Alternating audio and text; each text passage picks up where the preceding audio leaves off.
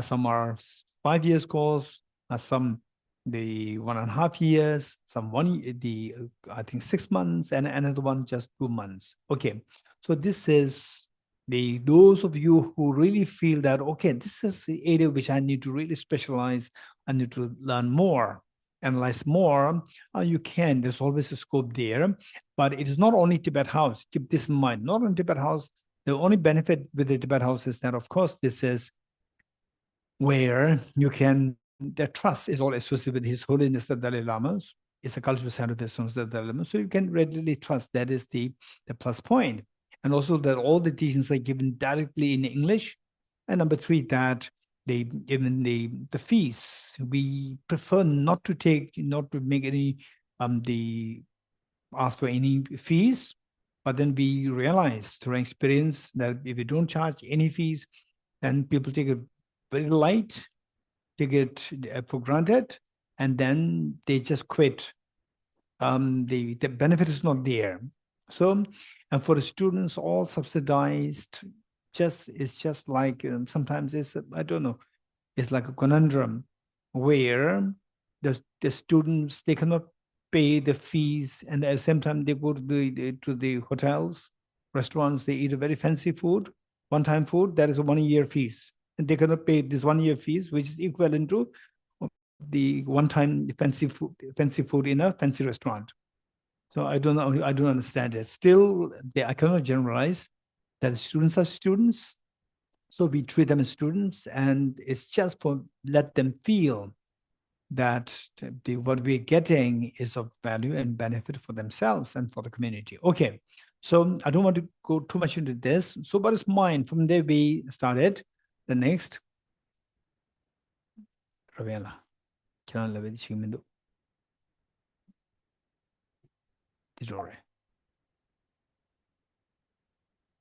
Okay. So then we talked about the nature of the mind. So the mind is a non-tangible reality, not physical. I mentioned this already. That the Albert Einstein, he mentioned that whole universe is operating based on the physical law of cause and effect. This is physics. Albert Einstein says whole universe is operating based on the physical law of cause and effect. And the Buddha said it's not just physical, there's a mind there. There's a mind there. If you remove the mind from the equation, the world becomes too mechanical. World becomes too mechanical. Just how the human beings, they treat the animals like properties, like objects. This is all because that the human beings, they don't consider animals with the mind. So this is a problem. When the mind is taken out of the equation, that's a problem. And then the killing, stealing, all these, the undesirable things, unwholesome things are happening because of just treating the world, you as driven by selfish interest, and then treating the world as your property. That is a problem. So therefore, the Buddha said that mind is the key. Why the world is important is because of the mind. Why the world is important, why all these studies are important. Physics is important, neuroscience is important, and the judiciary is important, and the governance is important. Why? Because the individuals have the mind which does not want suffering and which wants happiness. So if you remove this mind, for which everybody is created, that doesn't mean, I do not mean the creation by the God, but the creation of the human beings. Everything's created for that this mind does not suffer, that this mind can have a greater ease, and that mind is removed because it's non-tangible. So the Buddha said that while what our ancestors said, on top of that, Buddha added that the whole universe is operating based on the natural law of cause and effect. Natural law is not just confined to physical, anything cause and effect relate the phenomena, including the mind. So then the next question is that what's the true nature of your mind? Do you have the potential? Do you have the potential to, to, to really acquire or attain what you're seeking. And what we said is that what we are seeking, everybody, irrespective of what gender, irrespective of what ethnicity, irrespective of what religion, everybody is the same in wishing for happiness and shunning miseries. This is reality. Now, do you have this potential that miseries become zero and happiness becomes infinite? So for this, you have to check the quality. For example, I say my mobile. I want to play music. I press it, and the music comes out. And then here, with this paper or with this simple clock, I press it, no music comes out. Don't expect music because this does not have the capacity for the music. But it's this now all the mobiles, they have that capacity, potential for the facility for the music to be played. So likewise, do we have this capacity for what we are seeking, capacity to attain what we are seeking, the fearlessness and the infinite happiness? The answer is very positive. Buddha taught, yes, it is. And it is there. You have the potential. So we can go a little more in detail in the next.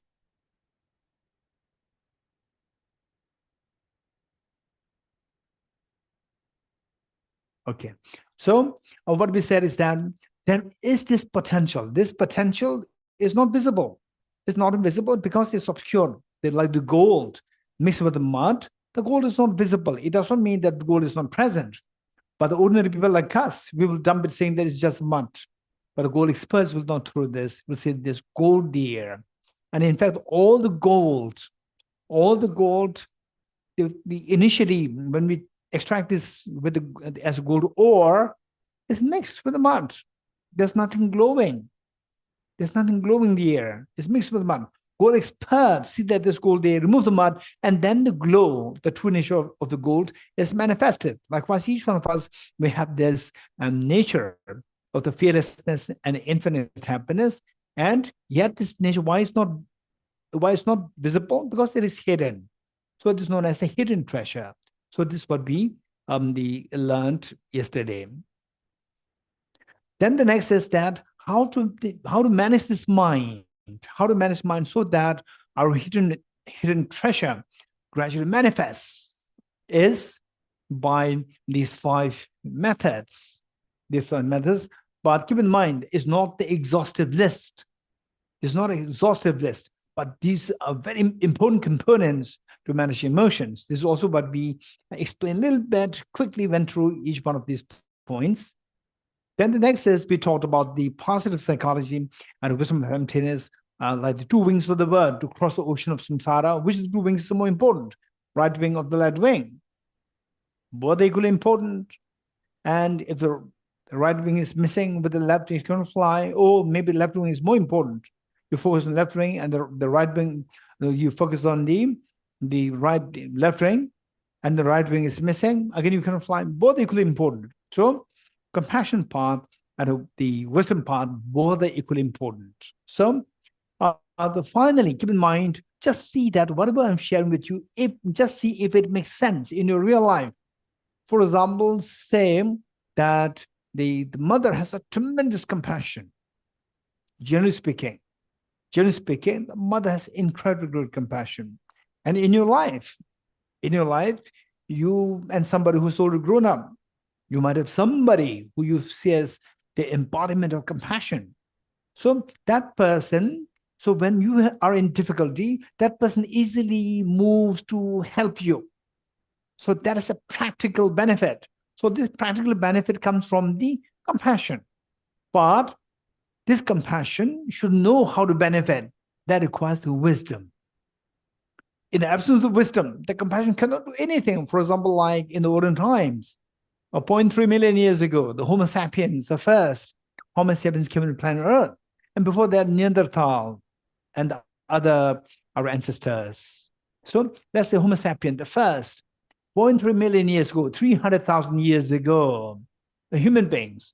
Again, mother, children, they are there. They were there.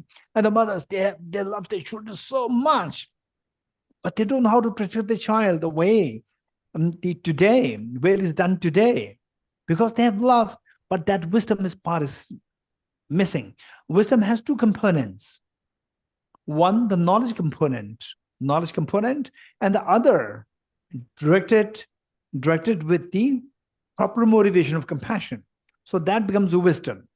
Knowledge in the absence of compassion, it becomes very destructive knowledge. Knowledge per se cannot be equated with wisdom. So when the wisdom is directed in a constructive way, the knowledge when directed towards constructive, the benefit, that becomes wisdom. So we require these two, wisdom and compassion. So this is also what we discussed yesterday. So now the next question is that finally we see that what is happening in the world. You may blame this, you may blame that, your family or your neighbors, your country or the neighboring countries, the world and so forth. Is all, how many agree with me? They're all related to actions, behavior, the actions. How many agree with me? It's all related to actions. When the action goes wrong, then things can go wrong. When actions are so beautiful, that things become so beautiful. So actions play a very important role. So it says behavior or the actions. And actions are driven by what? There are two kinds. Actions driven by animal instinct driven action, and the wisdom driven action. There are two. Action is driven by two. Each one of us, sometimes I remember when I don't know whether it was when I was in school or when I was in my monastery days, I read one book. What is that? Dr. Jack and Mr. Hyde, something like that. Dr. Jack and Mr. Hyde. Okay, Chelsea, you remember? Chelsea, you remember? Yes, Geshe. Is it the exact title? Yeah. Dr. Jack or Dr. Hyde? Dr. Jekyll and Mr. Hyde. Okay, Dr. Jekyll and Mr. Hyde. Dr. Jekyll and Mr. Hyde. Okay. So that, as a young boy, I used to be fascinated. So actually, this is exactly what I'm talking here. It says behavior, animal instinct-driven behaviors and the wisdom-driven behaviors. In the daytime, he is Mr. Jekyll. In the nighttime, he becomes, what is that? Dr. Jekyll or Mr. Jekyll? Hey, Dr. Maya. Jekyll and Mr. Hyde. Okay, Dr. Jekyll. In the daytime, he's Dr. Jekyll. He's driven by wisdom. He's driven by wisdom. All his behaviors, they're wisdom, driven by wisdom. And the night, he becomes Mr. Jekyll, Mr. Hyde. In the night, he becomes Mr. Hyde, driven by animal instinct. You're getting it? So when driven by animal instinct, then the disasters happen. So driven by, what is meant by animal instinct driven and wisdom driven? Very simple. Where the selfishness drives the action, it becomes animal instinct driven. Look at the animals. Look at what is that? Animal Planet and all these nowadays, very easy. You don't even have to go to Animal Planet, the channels. Just Google search how the animals they behave in the world, in the wilderness. These are our ancestors. We have that instinct. So when driven by that, then disasters happen, killing each other. The society dissolves. That is the animal instinct-driven actions. And the wisdom-driven actions that we have the special facility with respect to a thinking, which the animals don't have. So animals also have some degree of compassion. But human beings have incredible capacity for compassion driven by wisdom. We can calculate the past, the future. And on that basis, we can generate very strong explosion of compassion. This is something unique of the human beings. Whereas, if we don't think about this, somehow we behave. We engage in actions. And the moment we engage in actions, it should be even driven by one of these two. Animal instinct driven, it should be either animal instinct driven actions or wisdom driven action. This is one of these two. So to make it More clear. The first one, animal instinct-driven actions driven by the selfish interest, selfishness. And the wisdom-driven actions are driven by the other cherishing, other cherishing. So the point is that generally speaking, look at the parents. Look at the parents, how they advise their children. Generally, I'm not talking about all the parents. Some parents are amazingly smart and amazing sense of humanitarianism. But generally speaking, what do you say that? Hey, take care of yourself. Don't think about others. Nobody will think of you. Take care of yourself. Learn how to take care of yourself. Right? Whatever goes wrong with other people is not your business. Take care of yourself. This is what you're taught by the parents. In a way, they're encouraging you to be selfish. In a way, they're encouraging you to be selfish. And the person becomes individualistic, very selfish, and a person becomes very unhappy. So this I'm going to discuss more in detail during the mechanism. So for this, then when we are driven by selfishness, miseries ensue. This is how we have been leading a life since 0.3 million years ago. If you go further away in time, then 4 billion years ago, unicellular organism, our first ancestor, from there till today, this is how we've been behaving. Selfishly, we've been behaving, only miseries ensue. So now these miseries, can that be stopped completely? Can the miseries be stopped completely? Can your fears be stopped completely? Charles Darwin, just 19th century AD, his answer is no, it's not possible. It's not possible. Because finally you are happy, not happy, in misery, fear, and so forth. This is all determined by your emotions. Yes, exactly. This is what the Buddha taught, that what you feel, happiness, miseries, our sense of fulfillment, and so forth, this is all determined by your emotions. And emotions, Charles Darwin argues that emotions are instincts. Instincts. Number one. Number two, we require them. Emotions such as attachment, anger, fear, jealousy, and so forth. These emotions are instincts, number one. Number two, okay, because they're instincts, we cannot get rid of them. They naturally arose within us, instincts. Number two, we require them. We require for your survival. We require them. So therefore, we cannot get rid of them, which means your anger cannot be gotten rid of. Your fear cannot be gotten rid of. And the fear, if you cannot get rid of the fear, we don't want the fear, which means that we cannot have the fearless state.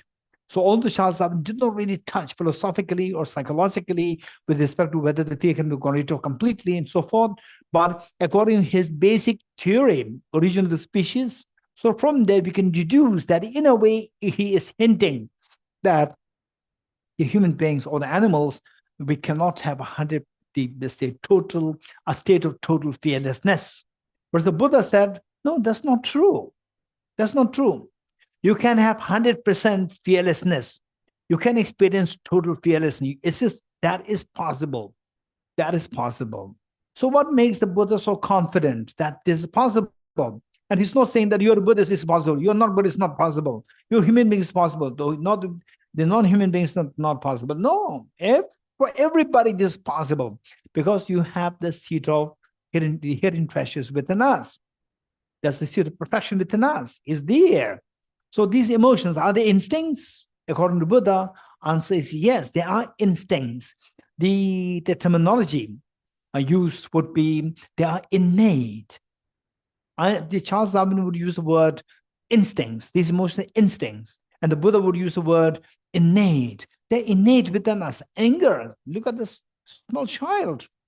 You're a small child, just snatch take the child's chocolate. Would be so angry. Give the chocolate, so happy. There's attachment there, anger there. These are instincts. But they can be removed, number one. Although they're instincts, we can remove them, number one. Number two, do we need them for our survival? The Buddha taught, no, we don't require them.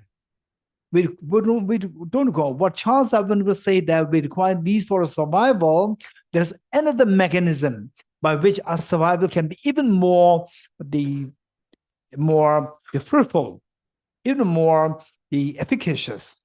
How? Through the skillful compassion. Skillful compassion, a survival can be extremely effective and will really thrive and flourish. So with the anger, attachment, fear, and so forth, killing happens. Killing is destruction. Whereas with the compassion, instead of destruction, is creation, flourishing, thriving. So if the purpose of the species is to continue the species, then the Buddha said that the approach is the skillful compassion. There is a possibility there. So these are things we don't just say, oh, the Buddha said it like this, Charles Darwin said it like this. No. Just see how what Charles Darwin said, to what extent it makes sense to you. Then listen to what the Buddha said and see in what way it makes sense to you. Do they really make sense? This is what we need to analyze. And then on that basis, you will have your own point of view. Okay, the next. So now the question is, if the Buddha is very positive, that we can bring about, that we can experience fearlessness and infinite happiness, and we can share these thoughts with others, the wisdom with others. So what can we do? Is it just to pray to the Buddha? No. The Buddha said, it's all about your mind. So look inwardly, see how the mind works, how the chips work. For example, say the computer. Who operates the computer? There are three kinds of people who operate the computers. One, the grossest one, like us. We only know how to operate the computer on the surface. Okay, say the map of the mind, I type it, map of the mind. And if the computer hangs, I don't know how to solve it. This is one. Number two, those people who do the coding. People who do the coding. This is number two. Number three, people who make the chips. People who make the chips. Coding people, they don't know how to make the chips. People who make the chips, who manufacture the chips, these people know how the coding works. They know how to type map of mind. But the people who are only good in coding, they know how to type, but they don't know. They know how to do the coding, but they don't know how the chips work, how the chips are created. They have no idea. And we don't have forget about the chips. We even don't know how the coding works. Okay, so likewise, the mind, how we can train in this. Finally, what I would say is that I'll be bold enough to tell you that in case, if you can do something without all the sophisticated learnings like 51 mental factors, emptiness, fossils, without learning all these things, and somebody gives you a pill, and you just feel the total fearlessness, infinite happiness eternally.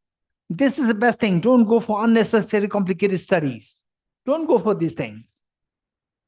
Don't go for PhD also. Don't study at all.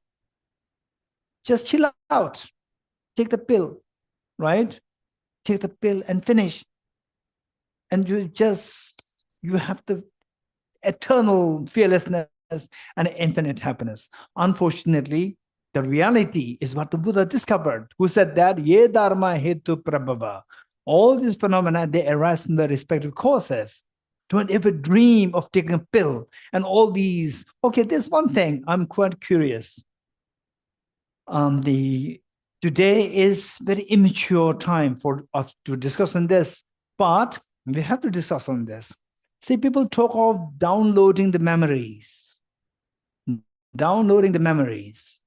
For example, Albert Einstein, he has a brilliant memory of how the relativity theory works, and also quantum mechanics. And he himself was a great contributor of a part of the quantum mechanics principle. So he has all these memories there stored in his brain. So that just as how whatever I typed on my laptop, somebody can download it. Likewise, his memory can be downloaded into the chips and then downloaded in my brain. So this is a speculation. So the memory that I have can that be fully downloaded on the external chips? This is a number one question. Then if that's the case, then is that something, so whatever is there, memory stored in the chips, can that be downloaded to your brain? This is a big question.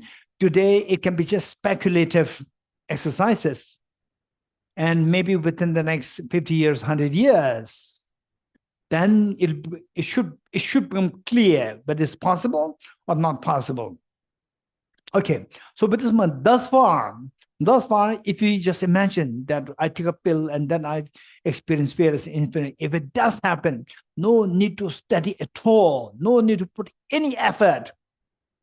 You don't need any identity also. All these identity crisis problems are all because of that, the wanting happiness and fear of insecurity and so forth. So these are all gone. You just go beyond. But ye dharma hetu prabhava, hetum tesham tathakoto hyavate, tesham jayu nirodha emam vadima ashramanai soha. So now the question is that it must be worked. So thus far, what we will all agree with that if I like to enjoy mangoes, plant mango seeds, don't plant bitter gourd seeds. How many of you agree with me, Resens? Today, the future, maybe 500 years later, 1,000 years later, reality may be different. But today, if you want mango, if you want to enjoy mango, plant mango seeds, not bitter gourd seeds. This is the reality. So therefore, if you want to get rid of the fears, if you want to embrace the maximum happiness, you want to share this with the world. And you can even be more ambitious that one day I'll be born like Mahatma Gandhi, who just gave such a freedom and independence to all the millions of Indians. Likewise, one day I'll become like in the future, in my future lives. In this life, I'll put effort. In the future lives, I must take birth like this. For example, like saying His Holiness the Dalai Lama, so that all my followers, they don't hate anybody, including the enemies. They don't hate anybody. That I would inspire them not to hate anybody. Or like the Buddha, to give the wisdom that everything is interdependent and you have to base your principle on not harming others and embracing virtues. Like Jesus Christ, amazingly courageous, so compassionate. Like Lord Ram, loved by everybody, respected by everybody, revered by everybody. Bahula, amazing. Just the hearing what the Bahula's principles, thoughts, equality, this just amazing, amazing. And Bob, the one who made the prophecy of Bahula's appearance, the Bob who was killed with 600 bullets, who was killed and who stood for the equality, of the humanity.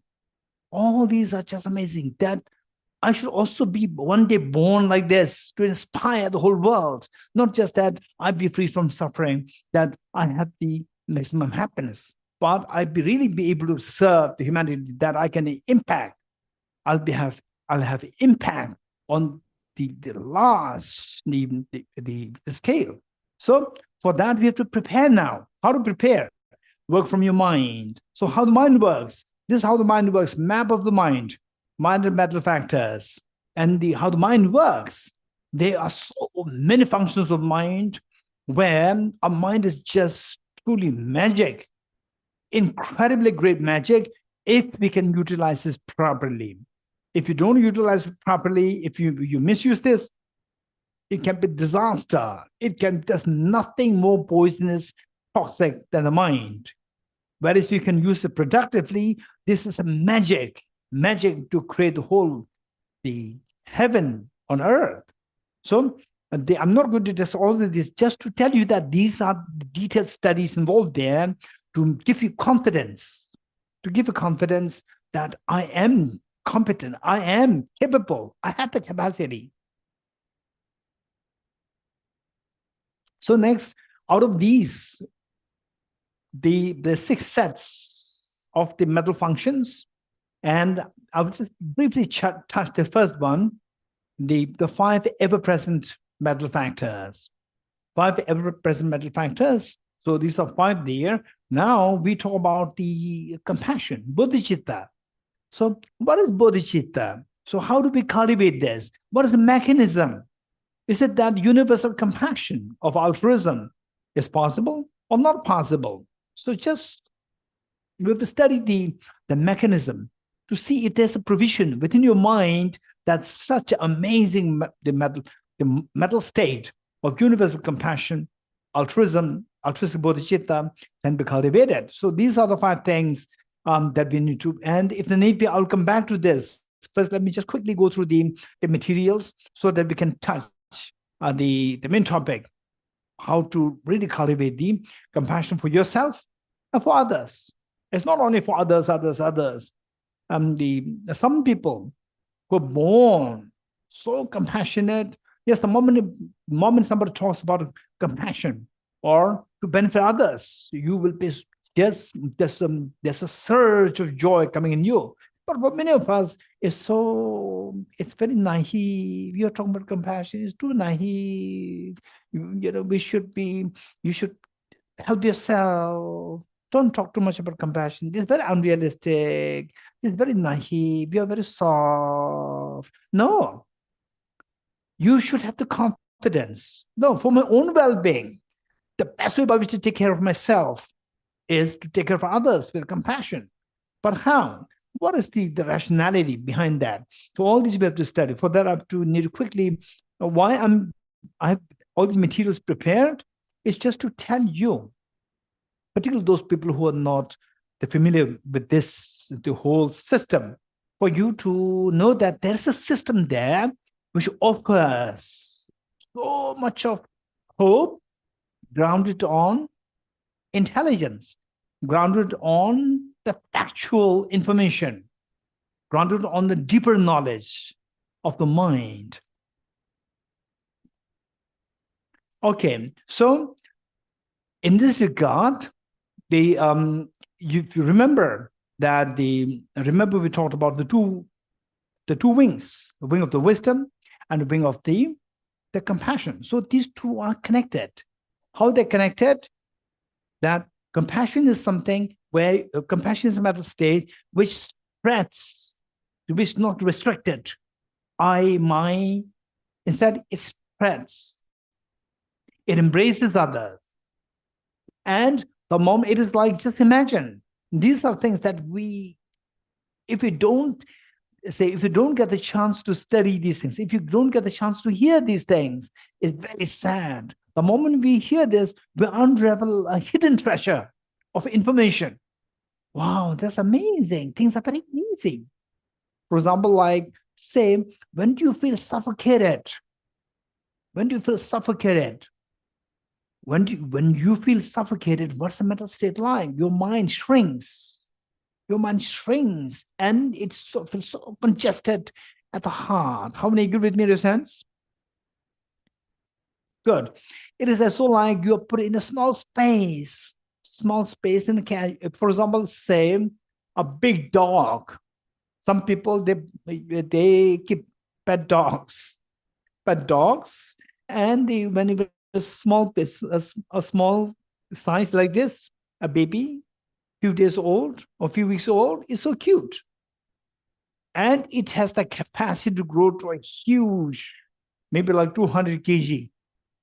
And you are keeping this in a small flat, and it requires space to run. You don't have a space to make this dog run after a few months.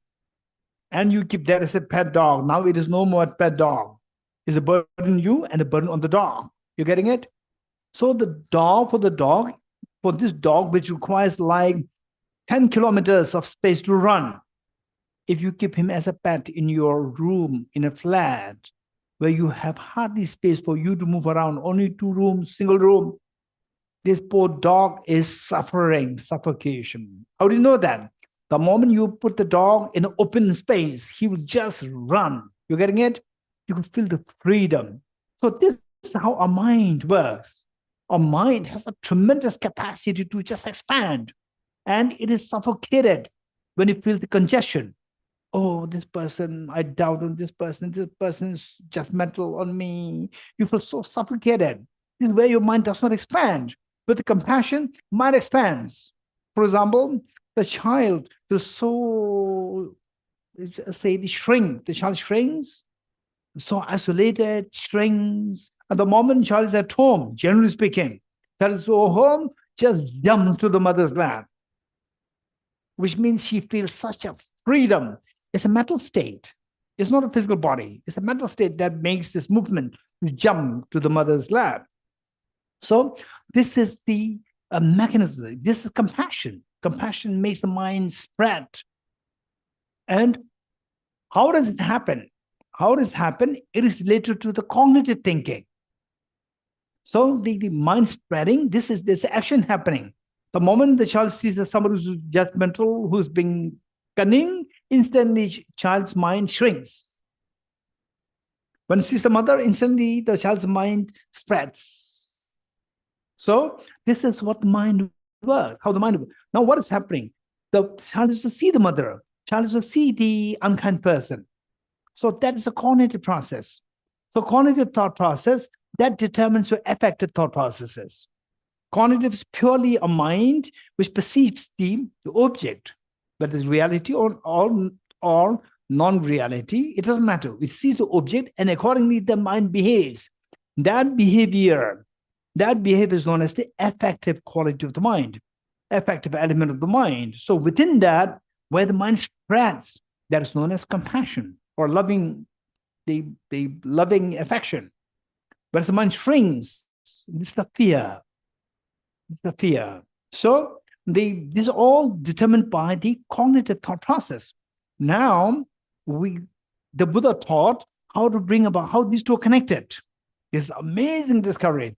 In fact, when I was a student myself in my 20s, studying Buddhist philosophy, I just learned all these things, just parroting what the great teachers taught. And now later in the late 40s, 50s, when I think about these are just amazing treasures of the humanity. It's not about Buddhism. It's about our well-being. It's an incredibly great treasure. That's how our affective mind, our compassion is just, we say chill out. That feeling of chilling out, whole planet. So there's a sense of air. You feel so suffocated. Why? It's because of the ego. Because of sense of the ego and that you are inferior. This kind of mindset is there. So these thoughts determine the affective state of the mind, whether it embrace you or reject you or dismiss you. Now, what makes these people like His Holiness to embrace everybody where from his eyes exudes compassion? What makes this happen? And in the other case, what makes somebody just dismiss you, like, why are you wasting my time? I thought that you are a very important businessman or you're a very important person, but you're no one. Look at your dress. You don't have a Rolex watch. You don't have a golden, chain. Now, who are you? Right? Don't waste. Okay, now, good. Okay, good. Which means go. Okay, what makes these people think like this? This is all because of the cognitive thought process. Cognitive thought process is different. So if you go about one set of cognitive thought processes, it will make your mind to embrace others. There's affection. Where the affection is there, everybody loves you and you want that. Where another set of cognitive thought processes, it'll make you to push others away from you. Nobody loves you and you feel imprisoned in the mind, in your own prison of your own mind. So the question is the same. When do people, what kind of mindsets, what kind of cognitive thought processes make you behave in two different opposite ways? So for that, we need to understand the reality, the cognitive thought process. When the cognitive thought process is blurred, is veiled by ignorance, then you see that I'm independent. You're nobody. You have no relevance to me. Whereas when the cognitive thought process is driven by wisdom, is unveiled of the ignorance. Ignorance removed. Driven by wisdom, the mind will automatically embrace others with love and affection. So, which do you want? You want everybody to love you, or you want everybody to reject you, to see you as a very egoistic person? Of course, everybody wants, you want everybody to love you. If you want that, then you have to say, make everybody embrace you. How to make it happen? You have to embrace others. Don't wait for others to embrace you. You start embracing others, and others will embrace you. So, how to make you embrace? And the moment you embrace, itself is incredibly healing. You embrace others, incredibly healing. But embrace others, this will not work. Even if somebody tells you, hundreds of people come to you, embrace others, don't reject. Even 100 people tell you, it's just forcing yourself. You try to reluctantly do that mentally. You're not doing that. It's not embrace. How to make it happen naturally, organically? Change your cognitive thought process. How to change the cognitive thought process? Change the cognitive thought process from ignorance to the wisdom. What is the ignorance? Ignorance is seeing yourself as independent from the rest of the world. This is ignorance. This is the greatest ignorance. What is the wisdom? You see that we are all mutually dependent.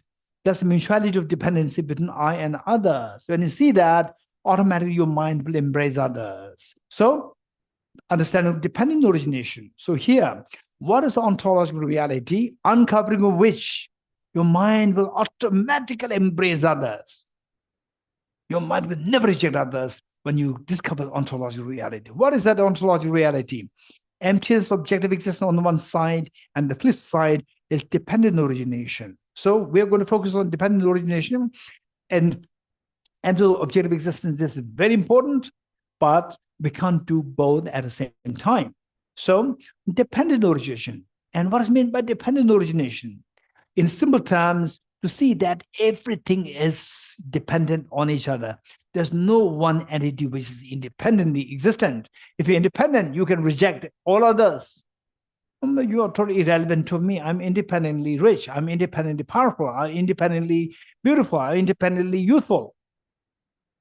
Whereas when you discover that this is not reality, we're all dependent, then your mind will embrace others. So dependent origination, we need to understand that it has 3 levels, which is Holiness that Dalai Lama always explains. First one is dependent origination of causation. Number 2 is dependent origination of wholes and parts. And number 3 is dependent origination of mere mental destination. Let me quickly explain this. First, looking at this flower, you see this flower is a result which comes into being by dependence on its causes, dependent origination of causation. Number 1. Number 2, that this flower is a whole, and it comes as a whole by dependence on the various parts, like the petals, pistils, and the leaves, the branch, and so forth. It depends on multiple parts. And this flower, if you go deeper, we see that it's just made of cells. How many agree with me, raise hands? The flower is nothing but made of cells. And then the cells are made of nucleus, the cytoplasm, and the cell membrane. And the nucleus is made of chromosomes. Chromosomes are made of DNA molecules, and DNA molecules are made of atoms. Essentially, this flower is nothing but a pool of atoms. On the atomic level, we don't see the flower, but from the distance, we see the flower. What makes the difference? What makes the difference? This is a serious question. So, from here, I can see that many of you are from the Nalanda studies, Nalanda study courses. So you know what I'm talking about. Those who are new to what I'm sharing with you now, this is a very important concept. And if you discover that, you may feel like a shock. This is in a way, what is happening is revolutionizing your thinking. You think that there's something objective there, but in reality, discover that it's just coming from your mind. Number 3, dependent origination of mere mental destination. For example, like dream. How many of you had nightmare in the dream, raise hands? How many of you have the experience of nightmare in your life? Raise hands. Nightmare. What is meant by nightmare? What is meant by nightmare? Okay, let me ask Atiti. What's meant by nightmare? I would say nightmare is a dream that we don't want to have. Nightmare is a very scary dream which you don't want to have. I'm sure that we all agree with. And then Aditi, why you're scared of the nightmare? Why you are scared of that scary dream? Because I think the dream is real. Because I thought it was real. Real as opposed to coming from my mind. In actuality, it is coming from my mind, but I did not discover that it's coming from my mind. I thought it was coming from the object. Really from the object. The moment you wake up, you continue to run. You don't run. You relax. Your fear dissolves. Why? To discover that it's not real from the object. It's purely coming from my mind. In fact, I remember, I think it was back in which year? 1991, when many of you are not born. 1991. Okay, Tenzin Angela born, not born. Tenzin Angela not born. Chelsea, not born. Yes, yes, I was 1991. born. Oh no, not yet. I wasn't born. I was born in 1993. 1993. So I would say that like 90% of the participants here, you're not born. You're not born. Yes. Okay. So what I'm saying is that that year, 1991, I think it was 1991, that there was a Mind Life conference. This very interesting conference convened by His Holiness the Dalai Lama and a world-renowned neuroscientist, Professor Francisco Varela. And there was one businessman who also assisted this, also was a part of the convener, Adam Eagle. And so that time, the first conference was held in 1987. And then I don't know whether it's the second or third, but one happened in 1991. So where I also got the opportunity, I was just, I think about like 20 or 21. And I got a chance to get in there from the side of our institute. And I was just a young boy and listening. There was the lady who shared that is something which I could remember so vividly. What she said was that there was one lady by herself sleeping, and suddenly from the window, a big black the creature came and about to jump on her, and the lady was so scared. This was a story that this lady was sharing, and this lady was so scared. Now I'm done. And this scary creature, the black scary creature, said, "You have created me. Now tell me, what should I do?" You understand? So it was her own dream. You're getting it? It was her own dream, and the dream created by her. Her mind created it. So the creature, so this lady who was sharing this was putting it so dramatically that it would make sense to us. It's our creation, and that scares us. So this creature said, "Okay, now you have created me. Now what should I do? What next? What should I do?" So this is exactly, for example, say we see this as flower. On the atomic level, just full of atoms. There's no flower there. Now, if I ask you, where is that flower which you earlier saw? You cannot give the answer. On the object, it's just full of atoms, no flower there. But it did appear to your mind. Mind is subject, not the object. It appeared to your mind. So therefore, it's purely subjective. It's empty of object reality. It's just for your very brief introduction. So this is the third level of dependent origination. The next. Okay. Now, look, this is a very important. We need to have a very comprehensive understanding. Saying this universe, I would say the visible universe, not the universe whole. the visible universe, which science is talking about at the moment. So to the extreme left, you see the white part there. That was the Big Bang, which is, according to physics, is like 15 billion years ago. And physicists, they differ. Some say 15 billion years, some say 14 billion years, so somewhere around 14, 15 billion years. So that is the Big Bang. From there, you go to the right side, and to the extreme right, you see the galaxies and the different world systems. So that is after 15, there's a gap of 15 billion years. So within that, we see that, look, from the singularity, which I talked about yesterday, which was depicted to the extreme left, from there, in 15 billion years' time, it exploded or expanded to this universe, that today's visible universe. So now within this, according to what we talked about in the earlier part, we talked about the emptiness of objective reality. It's all conventional. It's all how dependent origination by the perceptual mind. And dependent origin, it has so many versions and complexities of dependent origination. So here, from the simple singularity, exploded to the diversity of the world systems. And then within this era of time, we see that the different aspects of dependent origination comes into being. So, for example, here we have the professor, the Nicholas Geshe. Of course, he's the level of the Nobel laureate. He's not a Nobel laureate, but his knowledge, his recognition is the level of the Nobel laureate, and he is one of the pioneers of the quantum teleportation concept. It's all about the quantum mechanics.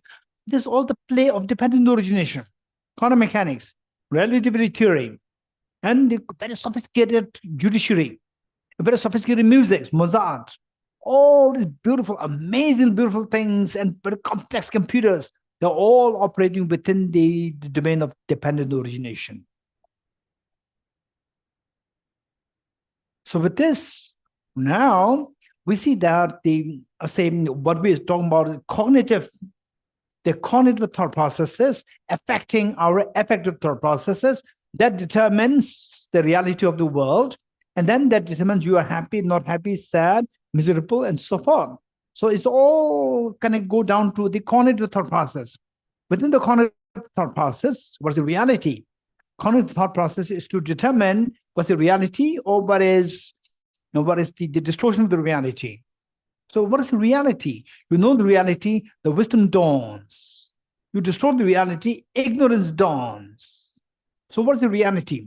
So reality, as the Buddha taught, form is empty, and this is form. So in the parlance of the Buddha's teachings, form is empty. Form depicted as the microcosm, micro world, and the empty that depicts the form depicting the macrocosm, the macro world, and the emptiness that depicts the microcosm, or the minute world, the macro world. In physics, the macrocosm is explained by the relativity theory, and the microcosm is explained by the quantum mechanics. So we see that in physics, these two theories are there. Quantum mechanics explain the micro world, and the relativity theory explain the macro world. And yet these two cannot be brought together. As of now, nobody could bring these two together. And many scientists say that Albert Einstein, he wasted the last part of his life trying to bring together these two theories. He could not. These two theories still remain apart. And in Buddhism, the world of macrocosm depicted by the ultimate reality, and the world of macrocosm depicted by the conventional truth, these two are brought together, saying that these two are the two versions of the same reality perceived by the two different lenses. So from there, from the lens of the conventional analysis, then all the conventional truths come into existence: anger, attachment, compassion, and then happiness, sadness, miseries, the fearlessness, fear, all these erupt out of the macro reality. So we need to know this. If you know these things so well, then the cognitive thought process is under control to divert it into wisdom. So with this, the mind goes into the reality. It unites with the reality. With the reality, the mind calms down. The distortion stops and the mind calms down. Then the mind embraces. The mind doesn't shrink. The shrinkage happens because of the distortion, because of the ignorance, and mind expands. For example, like Albert Einstein, in front of 1,000 PhD students in physics, his mind shrinks or expands. Or somebody like us, who's just somebody who's average, the physics, the professor, average professor, not outshining professor, and supposed to be giving lecture to 1,000 PhD students from all over the world. Will feel the ease or shrink? Will shrink because your knowledge is not there. What's the opposite of knowledge? Ignorance. So ignorance makes you to shrink. Knowledge makes you very confident with ease. Albert Einstein, he just, and in fact, just for information, it's just before we stop, I'll have to just share this. It's a little bit of light to make you feel light. Otherwise, it's quite heavy. So Albert Einstein, he was so confident to give lectures.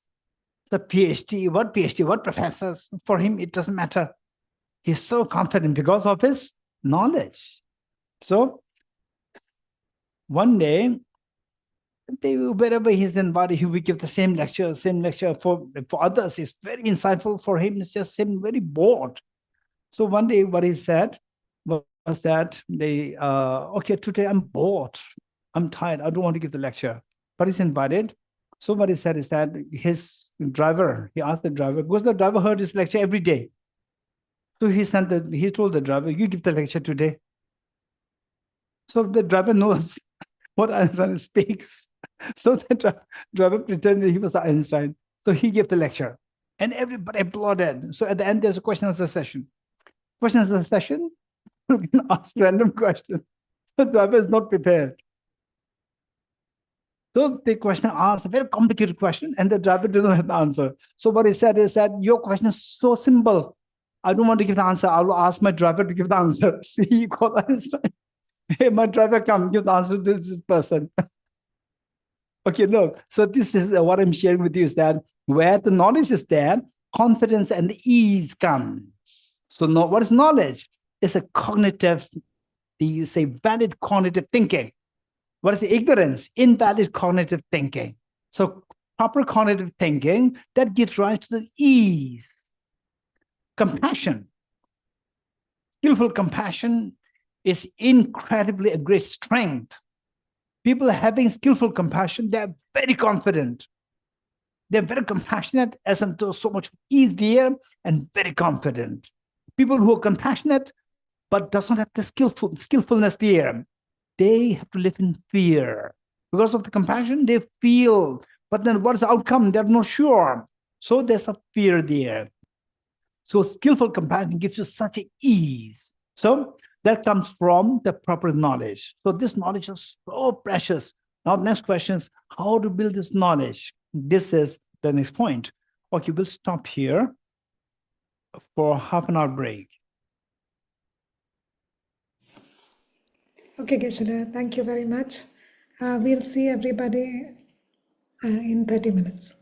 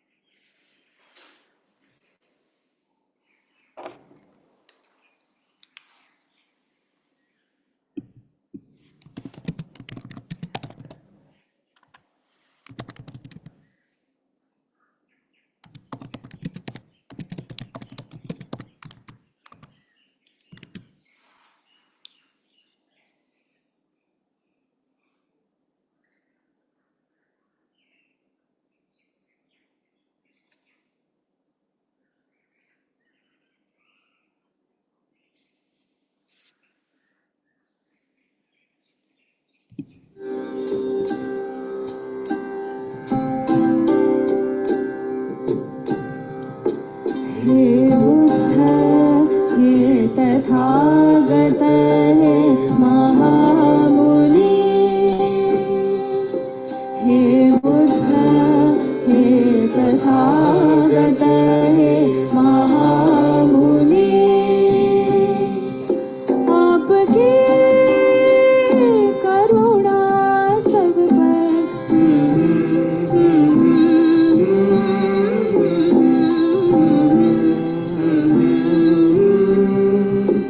आपकी करुणा सब पर प्रेरक अनगिनत संख्या के प्रेरक अनगिनत संख्या के अनंत अपार आपका जीवन अनंत अपार आपका जीवन अनंत अपार आपका जीवन कितनी दिशाएं प्रभावित करे कितनी दिशाएं प्रभावित करे कितनी दिशाएं प्रभावित करे बुद्ध हे तथागत हे महामुनि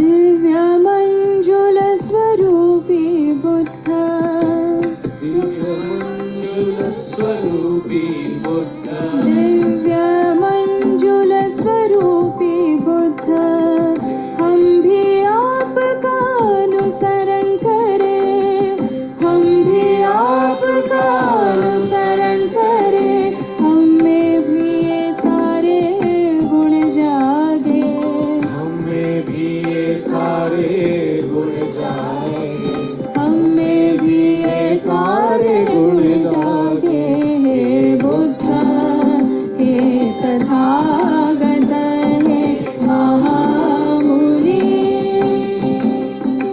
हे बुद्ध हे तथागत हे महामुनि हे बुद्ध हे तथागत हे महामुनि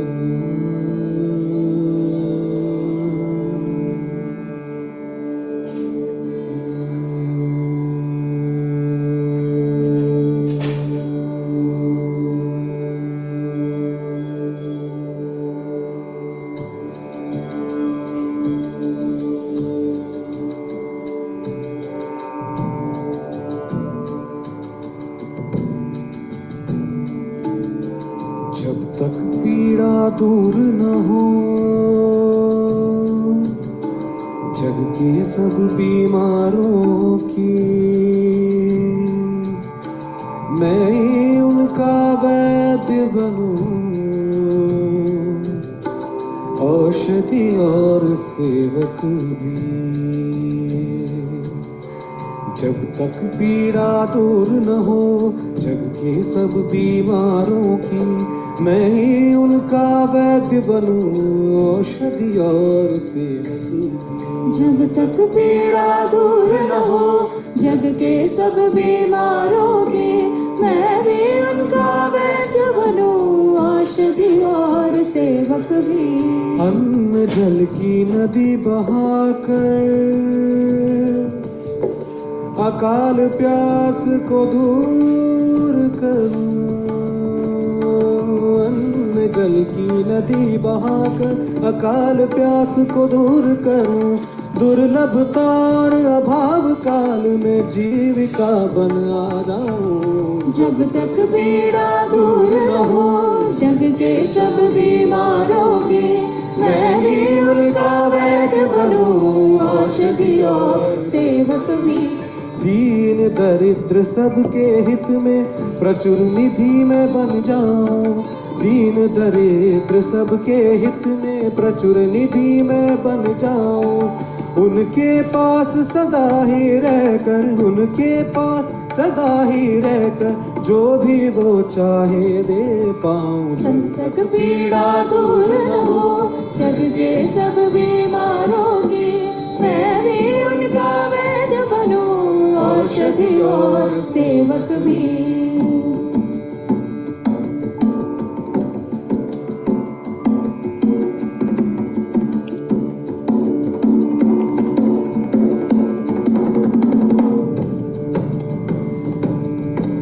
बेसहारों का मैं रक्षक, पथिकों का मैं पथ प्रदर्शक। बेसहारों का मैं रक्षक, पथिकों का मैं पथ प्रदर्शक। बेड़ा नाव से तू बन पाऊं, नदी पार जाने जो इच्छुक। शरणार्थी का दीप बनूं, आलोक फैलाता दीप जलूं। विश्राम देने वाली शैया, व्यथितों का मैं दास रहूं। चिंतामणि में विपुल कलश, सिद्ध विद्या महा औषध। कल्प वृक्ष सा चमत्कार, कामधेनु रूपी बन। कल्प वृक्ष सा चमत्कार, कामधेनु रूपी भरमान। कामधेनु रूपी भरमान, कामधेनु रूपी भरमान। जब तक पीड़ा दूर न हो जग के सब बीमारों की, मैं भी उनका वैद्य बनूं, औषधि और सेवक भी।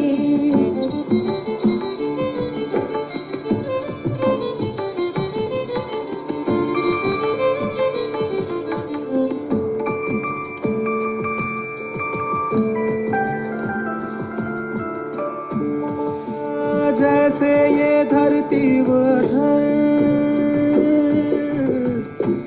और सारे वे महान तत्व। जैसे ये धरती वधर और सारे वे महान तत्व, सबके जीवन की नींव बनूं। असीम और असंख्य सत्व, जहाँ तक हो आकाश ये फैला। जितने भी जग में जीव हो, सभी सत्वों की जीविका बनो। जब तक सब निवृत्त न हो,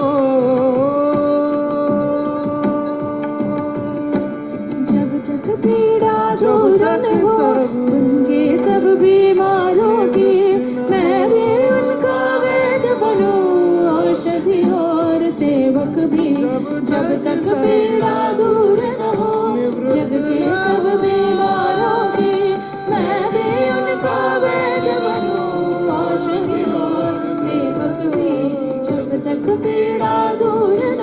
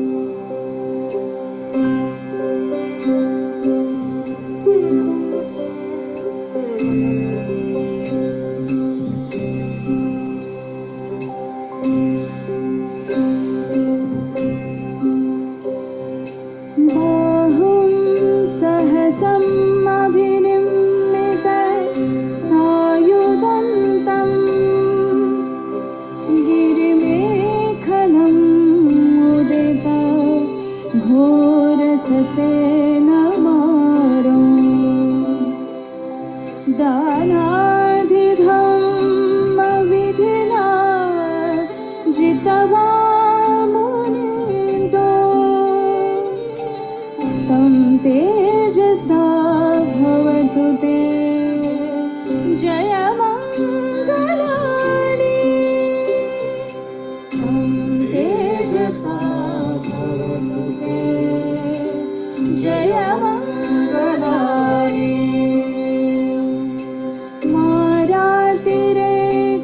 मारातिरेकमभियुज्यित सपदतिं घोरं पनालवकमख मथद्दयखम् खन्ति सुदन्तविधिना जितवा मुनिन्दो तं तेजसा भवतु ते जयमङ्गलानि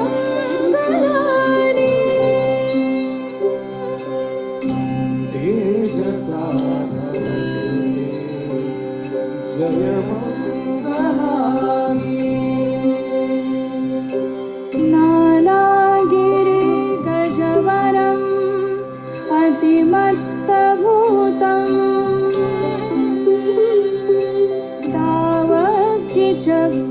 तावच्चिचक्रमसनीव सुदारुणन्तम् मेतं भुसेकविधिना जितवा मुनिन्दो तं तेजसा भवतु ते जयमङ्गलानि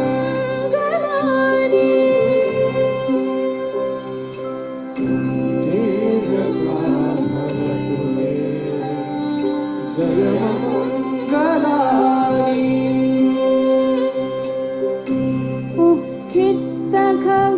उक्खित्तखड्गमतिहत्त सुदारुणन्तम् धावन्ति योजनपथं गुणिर्मालवन्तम्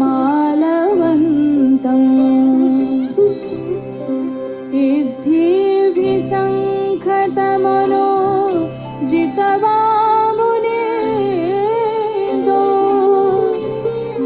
तं तेजसा भवतु ते जयमङ्गलानि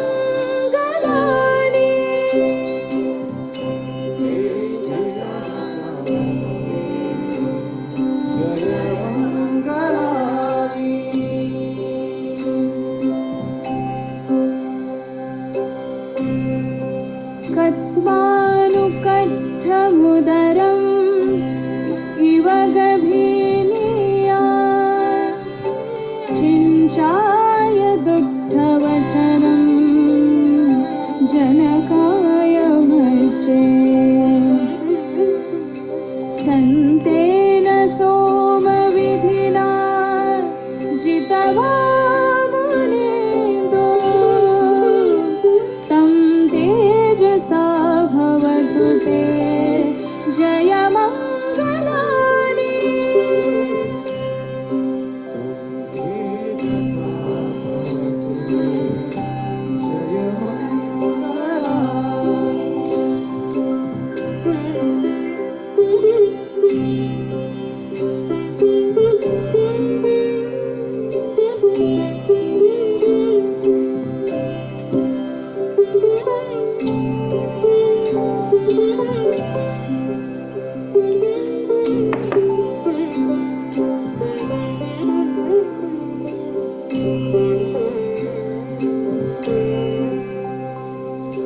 सच्चं विहाय मतिसच्चक वादकेतम्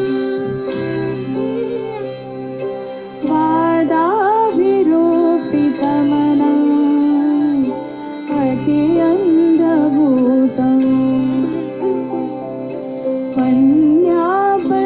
पन्यापदीपजलितो जितवा मुनिन्दो तं तेजसा भवतु ते जयमङ्गलानि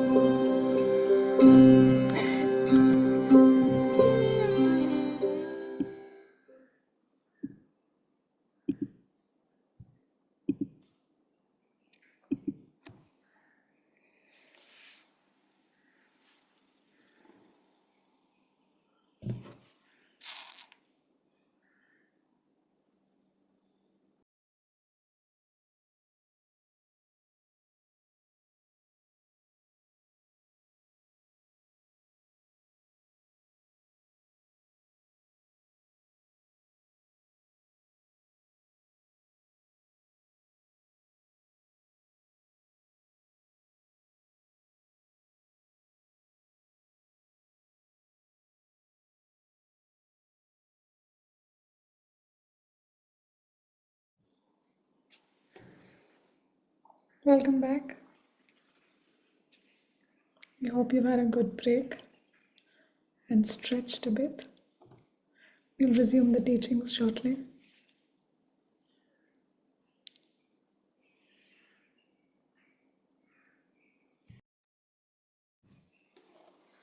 Geshe, may I request you to continue with the teachings? I think my biggest regret is not being able to offer you tea or anything during the break.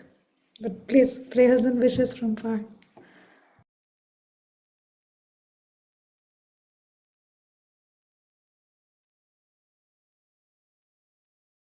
This little girl, in support of Nivedita ji, she came to serve me tea, and our Pedona served me a soup, very nice soup. This girl served me tea and biscuits. Yes? Any questions? Huh? You asked me what? You asked me one question. What did you ask?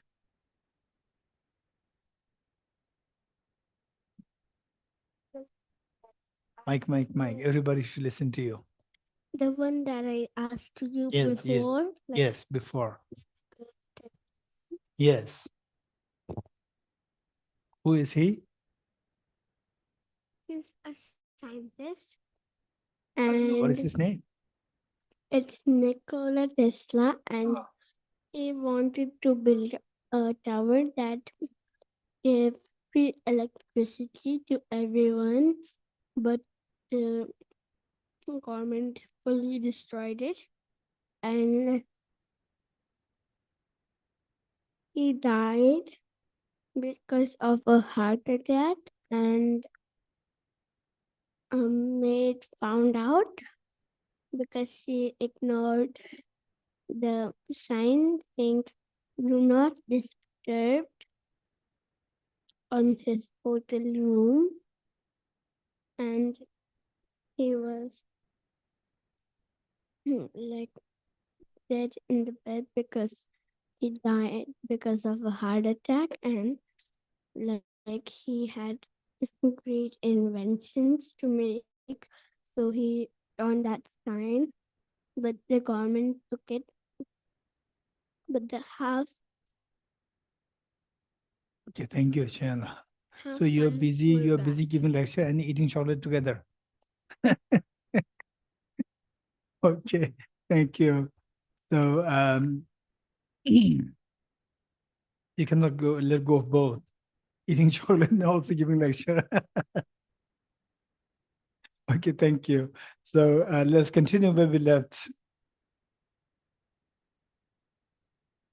Pramila,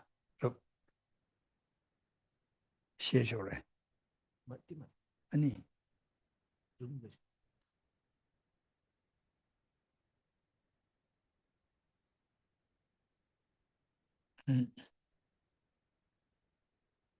Okay, thank you, Tujana. Okay, so we're talking about the bringing about change in the cognitive thinking to bring about invariable change in the affective thought processes, where the embrace happens and it stops rejecting others. So with this in mind, let me quickly go through this. So the Buddha, most of you already aware of these teachings, the forces of Buddha's teachings. All composite things are impermanent, all contaminated things are nature of suffering, everything is nature of emptiness, selflessness, transcendent soul is absolute peace. So the focus is on the second one. So we want to get away from miseries and how the miseries come into existence by the contaminated things. What is meant by contaminated? Contamination is your wisdom is distorted. Your mind is disrupted or distorted with the ignorance. So that makes your mind contaminated. Where your mind is contaminated with the ignorance and the afflictions, will invariably it'll take you to miseries. So if you know this mechanism, then you can stop the suffering by stopping the cause of the suffering. Cause of suffering is the ignorance by rectifying the cognitive distortion. to wisdom, and then the miseries will stop, suffering will stop. So here, this is a little more detailed explanation of the second seal, which said all contaminated things are suffering nature. So here, Arya-Nagarjuna, sorry, the Arya-Nagarjuna were indicated is ceasing karma's afflictions is liberation. The more the detailed explanation of the second of the four seals, ceasing karma's afflictions is liberation. So karma's meaning actions, affections, the actions driven with the, particularly with the affective thought processes. The movement takes place, behaviors, the actions, and actions with different behaviors. So they are driven by the thought process known as the afflictions. And if you get rid of these destructive behaviors and actions, is the liberation from all fears. So now what is the mechanism? The karmas or the actions that we engage in, the destructive actions and the thought process of afflictions, these cognitive distortions, they arise from the conceptualization of the inappropriate attention. So look, it's all about the cognitive thought process now. So the Buddha's teaching is greatly on the fixing or rectifying our cognitive distortions. So it's all, so therefore the Buddha's teaching is so rich in the study of psychology, a study of philosophy, and likewise logic and metaphysics. So these say all our actions are driven by, for example, to make it very simple, I'm sure that you will agree with me. Let's say that I'm looking for, you see that I'm looking for something. From my action, you can see that I'm looking for something. And then I pick up this thermos. I drink. I did not say anything to you, simply from my behavior, simply from my action. You can figure out what's going in my mind. He must be thirsty. So that the desire for water, a desire for water in negative sense is affliction. And that affliction drives me into actions. Action, the karma, the action of grabbing the thermos. And that comes from, for example, like say, okay, go to the jewelry shops. And then your eyes are busy looking after the diamonds. Oh, there's a diamond there. I know that many of you don't like the shopping or the diamonds. Chelsea? Is Angela? No, really. Okay. So, oh, this is good. So you exaggerate. So first, you see there's a diamond there. It's so good. You exaggerate. And then you exaggerate so good. And then I wanted. And then ask the shopkeeper, how much is this? Right? To see if it is within reach of your budget. Okay, so trying to acquire, that's action. Look, first seeing as a, for example, let's say in a dream, you go for shopping and enter into a jewelry shop and see a diamond there. It's not a diamond, it's a dream diamond. So you see a dream diamond as a real diamond, number one. And then you exaggerate that as a very nice diamond, exaggerate the qualities, elaboration, conceptualization of the inappropriate attention. Then your mind wants it. I want, the desire comes. So with this, then you try to buy this. That is a karma, action. So with this, we say the season comes afflictions, karmas arise from afflictions. Here karma is not any karma, it's a contaminated karmas. Contaminated karmas arise from the afflictions, and afflictions arise from the conceptualization of inappropriate attention. Inappropriate attention meaning exaggerating the qualities of the object. So that which in turn arises from the elaboration of self-grasping ignorance, believing the dream diamond as a real diamond. This is the self-grasping ignorance, or believing things as objectively real. So how to, and then says, let's say that you go into the diamond shop And then you just say, what is this? This is a diamond, and I don't know what the diamond qualities. This is the most, it's so nice. I want it. And then you chat with the person, and the person comes with two or three boys with a hood, comes with a gun and starts shooting, right? Starts shooting, and you're there. I just regret having entered this shop. I regret. So much of fear. I will never enter the shop ever again. Okay. And then you wake up. You have, so how this fear ended? Fear ended because of discovering that whatever had made me dream, it was not real. It's empty of being real. And the last line says, elaboration ceases into emptiness. When you know the emptiness, the reality, objective is empty, it's just appearance that came to your mind, then the mind feels a release. Okay, so this is just a very quick intro about emptiness. Now the next part is that finally what we learned is that if you really want to practice compassion, first let's begin like this. If you really want to feel the ease, and when do you value the feeling of the ease? When do you value the feeling of the ease is when you feel the suffocation. How many agree with me? When you feel the suffocation, your mind is so suffocated, congested, you just feel like, I want to run away so that I'll be free from this suffocation. Raise hands. How many felt that once in your lifetime? Once in your lifetime. Only when you, okay, this little girl says, yes, she too had that experience. So when you feel the suffocation, then you value the freedom. When you feel the value of the ease, happiness, joy, whatever you may call it. So this ease, what is really happening? This ease, this is so important. This is so important. I'd like to quickly take you to the first part where we talked about the 5 ever-present mental factors. So this ease is, say, within your mental functions. I'm talking about these. Many of you are already aware of these concepts. For you, it'll be easy. For those who are not aware of these concepts, just pay attention to us, and I'm sure you'll get something out of this. So this is where the mind has millions of functions. Of these 5 functions are particular of great importance. And if you know these 5, plus how to manage your mind based on these 5 workings of the mind, it is so like the remote control of your emotions is in your hand. It's beautiful. Remote control of your emotions is in a hand.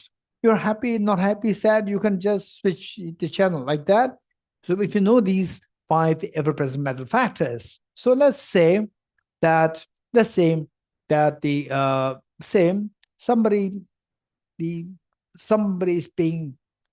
steals something from your house, steals something. Let's say somebody steals your mobile, and then you discover that this person was so desperate. You try to check. Oftentimes, some people, they do that. They check the background of the person who stole your things, and you may discover that this person has an ailing mother in the hospital, and he did not know how to clear the bill. He didn't have money to clear the bill.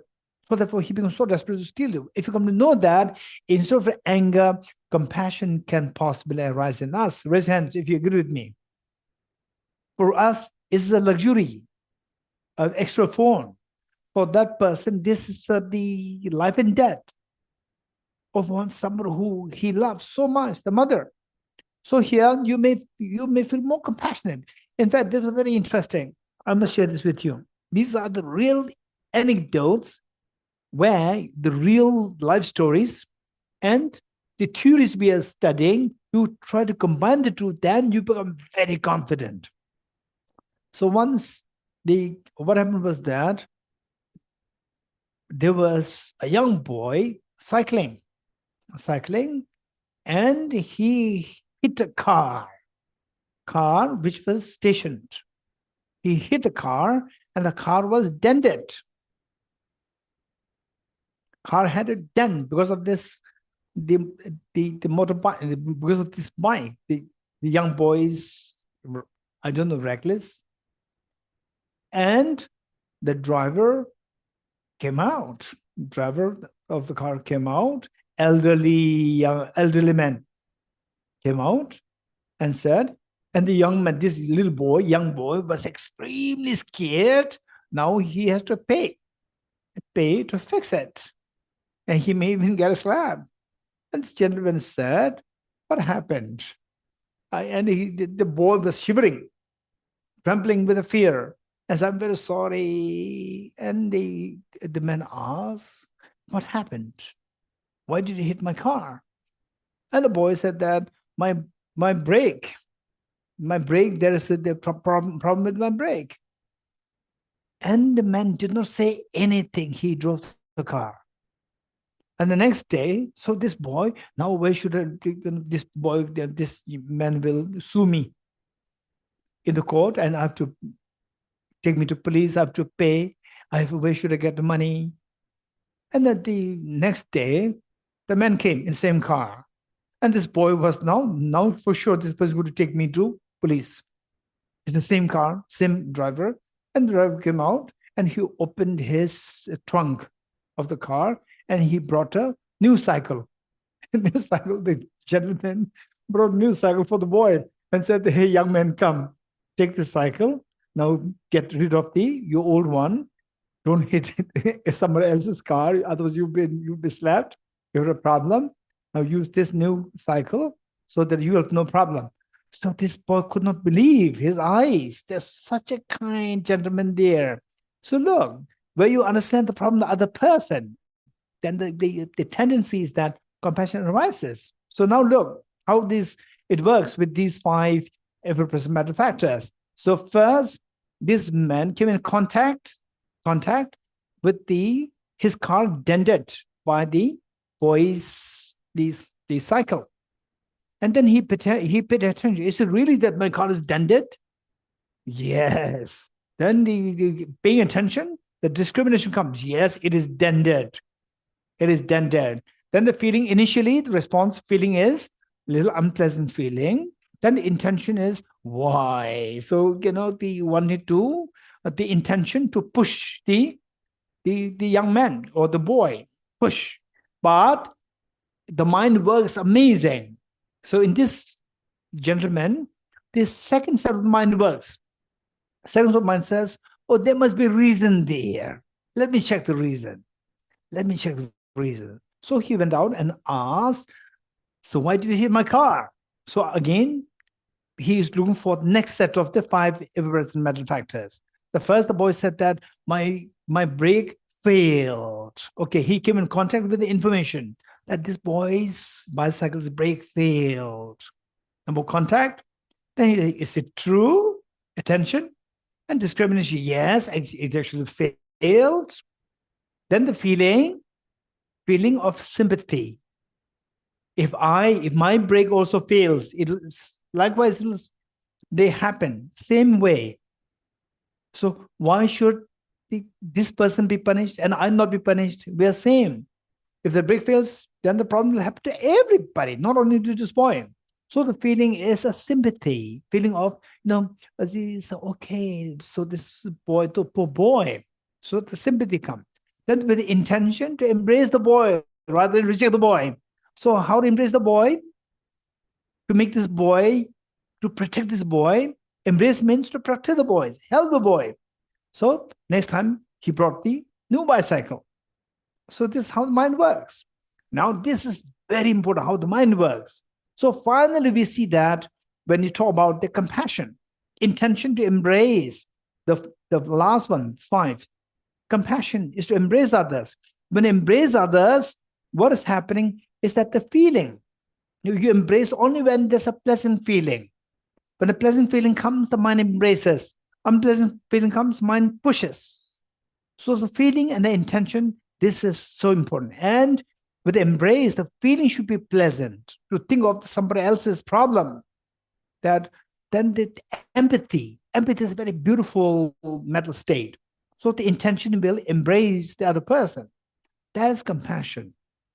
So that comes from discriminating, the feeling, and that feeling comes from the discrimination. Discrimination is the information. correct information about the other person, and then that comes from attention and contact. So discrimination is a judgment, proper judgment that comes to your mind, that whether you make a proper judgment or wrong judgment is determined by the information that you get from the contact and the attention. So therefore, to create the correct information, complete information, and systematic information with the help of the first two, content and attention, that is so important, so that you have a proper discrimination.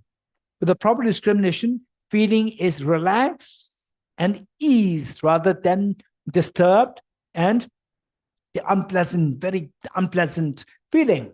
So because the feeling is relaxed and pleasant, the intention will make your mind to embrace rather than reject. This is how the mind works. Now, with this, having said this, so this is a basic framework.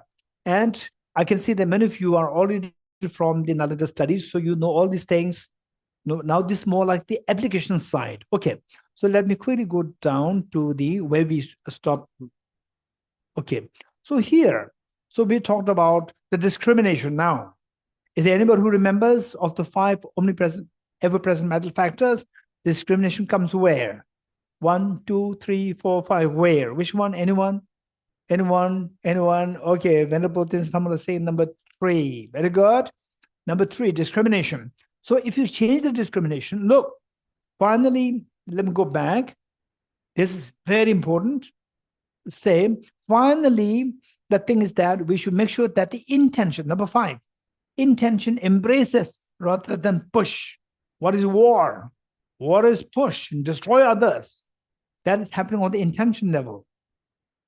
In the family, you just get up. You get up and see the face of your husband, wife, children, father, mother, and instantly you feel so suffocated. This is where the intention is pushing the other side away from you. Whereas you see the face of the other person, you feel like embracing, amazing. It's not about, oh, other person's so beautiful, nice. No, you could feel you out of compassion, out of affection, genuine affection, you embrace intention. This is so beautiful. It's amazingly beautiful. Amazingly beautiful. Particularly, I would say the children at the age of like 20, 30, 40, and particularly 40, 30, 40, you embrace your mother, you embrace your father. It's so beautiful. It's amazing. So this intention, number 5, embrace. It happens on the family. Family is so warm. It happens in community. Community is so warm, so welcoming. India, let's say 1,000 years ago. In fact, it was India's amazing example. Otherwise, everywhere in the world, in many of the places where in the olden times, people, they go out of the house without locking the door because everybody trusts each other. And their house is actually meant for the visitors or the strangers. Strangers, they come, they have no place to stay. They can freely stay, eat, and whatever they want to offer donation. Although if you don't have anything, it doesn't matter. So the people see the strangers, the visitors, as gods, as angels. It's amazing tradition. Now, finish. Even if you go, they say 1 minute away, you lock the door. This is a very sad situation. So what I'm saying is that where the intention embraces, there's so much that trust comes. It's so beautiful. So where intention, the embrace happens on the international level, on the national level, the nation grows. On the international level, all the unnecessary waste of the money on the warfares will stop. And billions and trillions of dollars can be used for the human flourishing on the international level. So the next question is how to make this intention embrace, not to reject, by changing the feeling from disturbed to the relaxation, feeling from unpleasant to the pleasant feeling. This is what we have to change. How to change the feeling? By changing the discrimination. That we are from the same planet, in the family. We are from the same family. So if today I show anger to my husband, to my wife, to my children, to my parents, then they also don't like me. So that way, then every day I have to wake up with the unpleasant feeling. where my immunity is destroyed, then I become so prone to illnesses, diseases, and then all my effort in gym, all my effort in what supplements, like all just go waste. It's just useless. So thinking like this, discrimination has changed. And on the international level, okay, it's fine. So where this is a way by which to make friends. Make friends. Rather than say somebody say you stupid and the other person you stupid, and then fights happen. Instead of that, make friends. Make friends. Support each other, but wisely, skillfully. Not that the other person always takes advantage of you. So that is happening on the discrimination level. And how to change this discrimination? By information. What information? You have to know the facts of other side, your husband, your wife, your children, other countries. Know the facts of the other person. Know the facts of yourself. Know the facts of tomorrow, the future. Know all these things. And with this, then embrace. Use this information to embrace, not to send missiles. So that happens because of when the information is so intact, you are very confident. With the confidence, you can embrace. Nobody wants others to push you, to kill you, to beat you. So because you don't want that, what is the best way? To fight or to let the other person become your friend? Which is better? Become friend is better. There's no side effect. With the fight, there's a side effect. But why the fight happens? Look at the dogs. Fight is a weakness. It's not a strength. Look at a dog. If you chase a dog, what happens? If you chase the dog with the stick, what happens? The dog runs. When the dog is cornered, at the room, the dog sees that there's no place to run. What happens? The dog will attack you because this is the only option.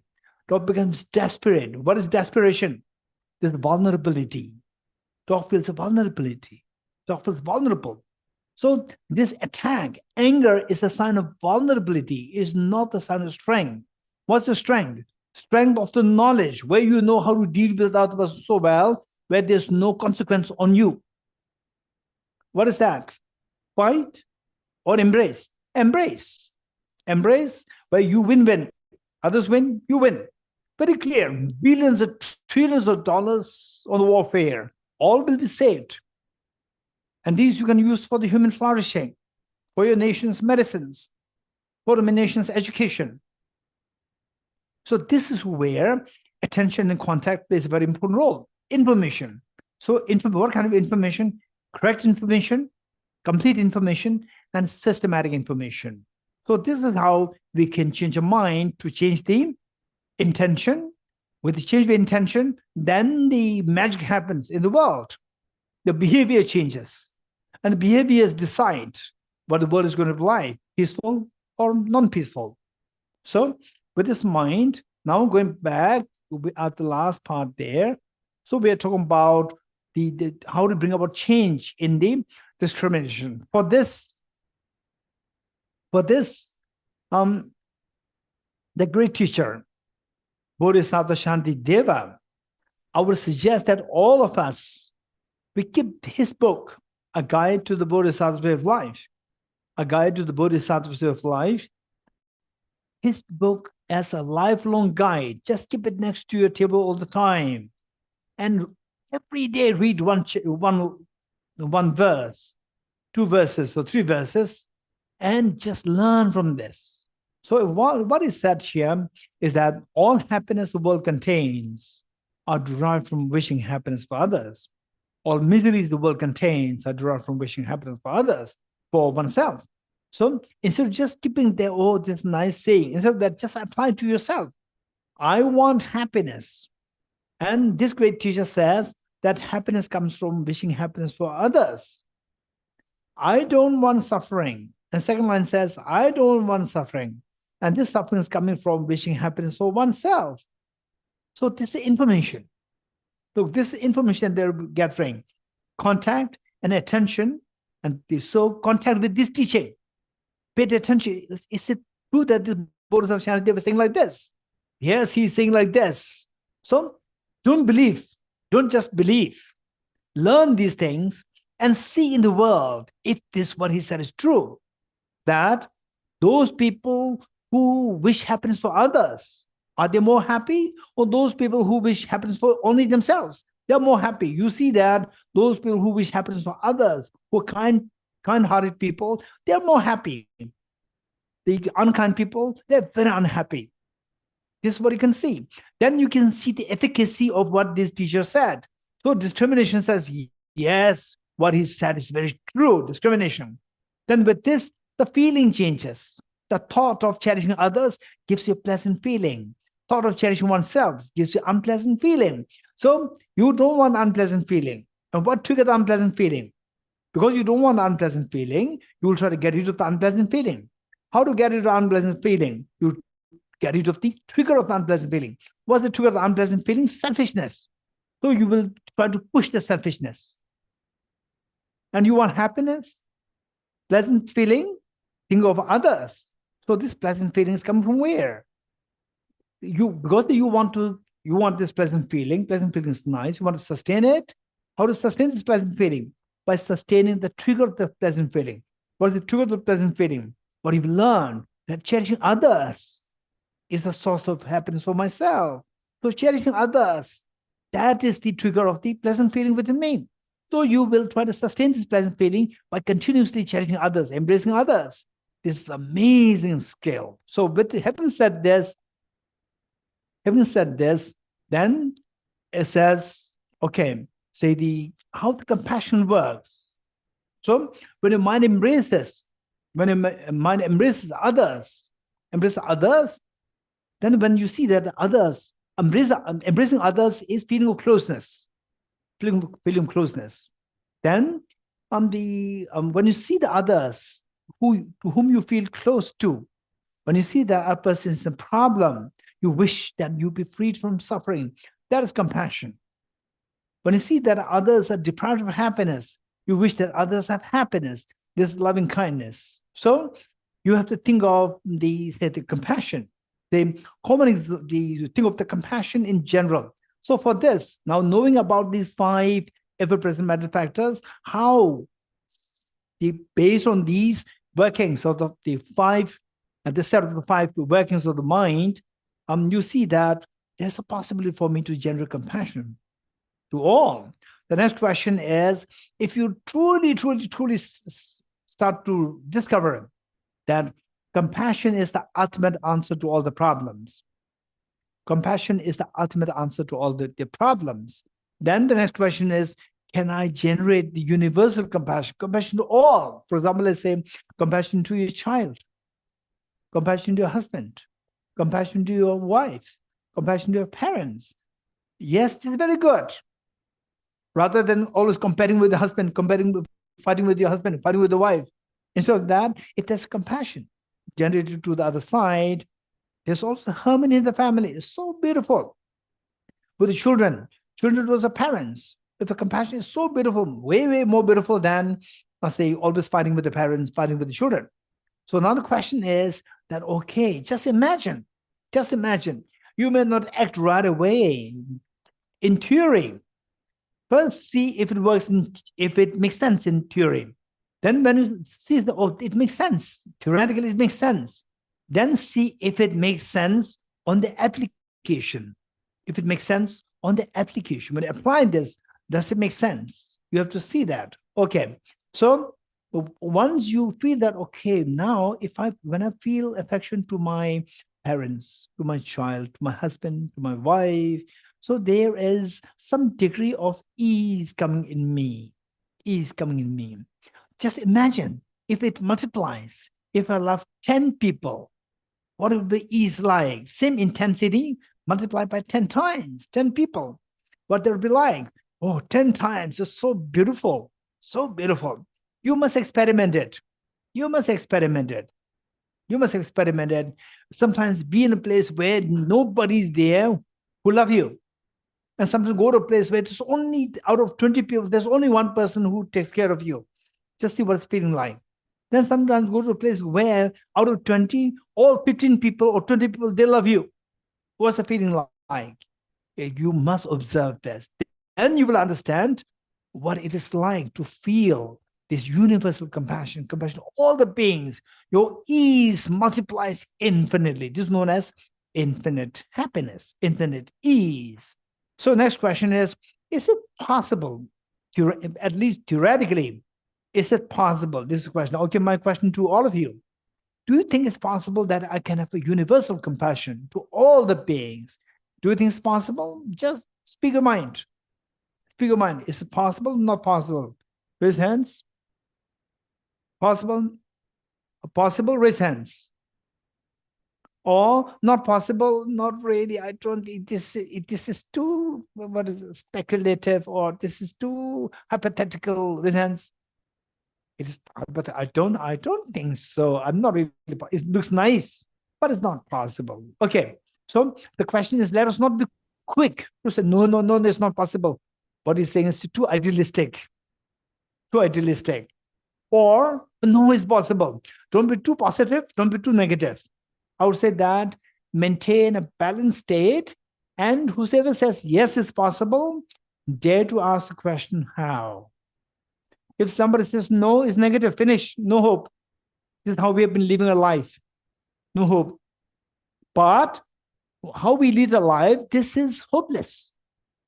This is where we don't feel hope. But now from the hopelessness, we want to go to hope. For this, we need to revolutionize our thinking. How do we revolutionize the thinking? By saying yes to what otherwise we've been saying no. When you say yes, it's not easy. The person will ask you how. That's the next question. Okay, let's say yes, it's possible. 100% the universal compassion to all the beings is possible. The next question is, how is it possible? This is very important. How is it possible? So for that matter, this is so, these are the, I would now call these as treasures. These are treasures, so valuable. And it's for your own well-being. It's not about one particular religion, particular tradition, or this tradition, that tradition, so forth. It's about your well-being. And if you get the maximum happiness, maximum ease, why not? Why don't you go for that? So it's possible. Let's say the answer is yes. Then the question is how? How yes? For that, let me quickly share with you. Tell me, each one of us, think about it and tell me in your life, tell me one incident, or otherwise a very common incident, an incident which is very common, where there's a display of affection. And that too, very beautiful affection being displayed, and that too, very commonly seen in the world. Okay, just think of that. Each one of us, think about it. Okay, let's say Dr. Preetaji. Yeah, always a mother comes to my mind. Okay, mother and a child. This very commonly. So some people, when I ask this question, people say, "Oh my, the audience with His Holiness, it was so beautiful." I fully agree with them. But Dr. Preetaji, my question is not about, tell me one moment of experience of beautiful feeling of closeness and beautiful feeling of this beautiful moment. I don't ask this. This is not my question. My question is, what is that beautiful moment which is so beautiful yet commonly visible, commonly seen? So that, as Dr. Preeta said, is a mother and a child relationship, generally speaking. Generally speaking. Or how many agree with Dr. Preetaji? Raise hands. Generally speaking, there could be exceptions. There could be exceptions. I fully agree with. But generally speaking, this is a mother and the daughter, mother and the child's relationship. This is so beautiful. So now, my question to you, the next question, this is a very serious part. Next question is that this affection between the mother and the child, let's say a child who is aged 4 or 5, or let's say age 5 or 6, age 5 or 6, and how many of you have that experience that you were age 5 or 6 and you see the prospect of your mother leaving you for the next 2 or 3 or 4 or 5 days? That mother has to go somewhere and you will be left behind. and your emotion of pain simply exploded with a cry. Raise hands. How many had that experience? We all had that experience. This little girl recently shared the experience, and she was silently sharing with me, saying that she went to school, boarding school, and she said that, in fact, she was the one who said that I want to go to boarding school. She insisted, and finally, when she was in boarding school, she said that she was telling everything to me. The first night she slept, she said that I miss my mother. I cried. I cried silently. This is what she said. Yes, come. Yes. So this is your shared experience, the first day of your separation from mother. I cried a lot and tears Why? came Why did you out of cry? my eyes. Why did you cry? But at that time, Why did you cry? because I miss my mom a lot. But and with that, mm, I had blood bites on my eyes. It was so painful without my mother, and it happened. The bug bite. It only happened when I went to the first time school, and I was so sad that it happened. I Thank said you. to Thank you. myself that at least this would be gone. I would cry less than this. Okay, thank you, thank you, thank you, Nisha. Okay, so this is experience we all had. She is 8 years old now. Recently celebrated her the 8th birthday. So we had, many of us, we had that experience where you see the prospect of being separated from your mother for the next few hours, for the next one day, 2 days. The children, they could not really see, but like 5 years, 10 years separation, or 1 year separation, at least a few months, a few days, or a few hours separation. Even that is so painful. Okay, now my question: why this child is feeling so much of pain at the prospect of seeing the prospect of the separation from the mother? Why? Very quick. Anyone? Quick? Anyone? Quick? Quick? Anyone? Huh? Anyone? Quick? Quick? No one. Okay, Madhuji, you like to share? Madhuji, yes. I believe child has the fear that the way mother has left her, and mother will not come back. And Okay, let's the say child is the not able neighbor to count the goes, the days. child doesn't matter.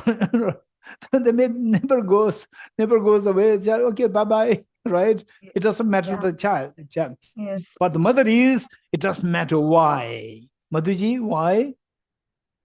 Yeah, because the child is attached to the mother biologically, Child emotionally, feels physically. attached. This word attached, this is affection. Yes. Just a very Yes. profound affection, love to the mother. Tremendous Yes, love Geshe. to the mother. This is the point. My question to you is, how many of you had that experience of acute love towards your mother when you were age 4, 5, 6? Raise hands. How many of you had that experience? Acute love and affection. Okay, so most of us, we had that experience. But if you say age 6, then for me, I lost my mother when I was 5. Okay, so I did not have the experience when I was 6, but 5, I must have. I must have. Now I don't remember, because the mother left when I was just 5. Okay, so what I'm saying is that my question to you is that this bonding, this affection, bond between mother and the child at this age 4, 5, 6, 7, 8. That's so powerful, so strong. Now, if you want to learn the universal compassion, if you want to learn this is example. Example. So now, can we mimic? Can we mimic this affection the mother feels towards the child, or the child towards the mother? So mother towards the child, can we mimic? Okay, let's check. I'm not going to decide for you. Can we mimic this question? The child's love towards the mother. Can we mimic this question? So before I comment on this, just put yourself in the situation that day one you are born. Day one you are born, how many of you thanked your mother? Mom, thank you for giving birth to me. Presents? How many of you? You did not. Okay, most likely you don't remember that. Most likely you would say that I did not really have a feeling of affection to my mother the day when I was born. Presents? Most likely. Most likely. Yes. Okay. So some people say, oh, no, according to neuroscience, it's proven that child's connection. These are, say, when this is what I used to tell people. When a dog bites a human being, this is not a news. When the human being bites a dog, it becomes a news. Extremely rare, extremely rare. And then people blow this up. So therefore, generally speaking, I'm talking about a very generally speaking, I said, when you're born, you have no difference between the mother and the nurse and another stranger. There's no difference, which means that you did not love your mother at that point. Now, within the span of 4 or 5 years' time, you develop intense affection to the mother. You agree? If you agree, resents. Within the span of the next 4 or 5 years, you develop intense love and affection towards your mother. Okay, now, at the moment, each one of us, we are like day one, the child is born, where the child does not love the mother, and you also don't love all the sentient beings. How many of you love all the sentient beings now? Not really, resents. I don't even know who these sentient beings are. I don't know. So I'm like the child. Day one, I was born on planet Earth, that I did not love my mother. So this is where I am today. I don't love all the sentient beings. So I, today, and the day one old child, these two are same with respect to not having love towards the mother, not having love towards the sentient beings. It's the same. Okay, from that, so there's a chance now, we are same now. But this child, within a span of 4 or 5 years' time, he or she develops intense love and affection towards the mother. How did it happen? That we have to check.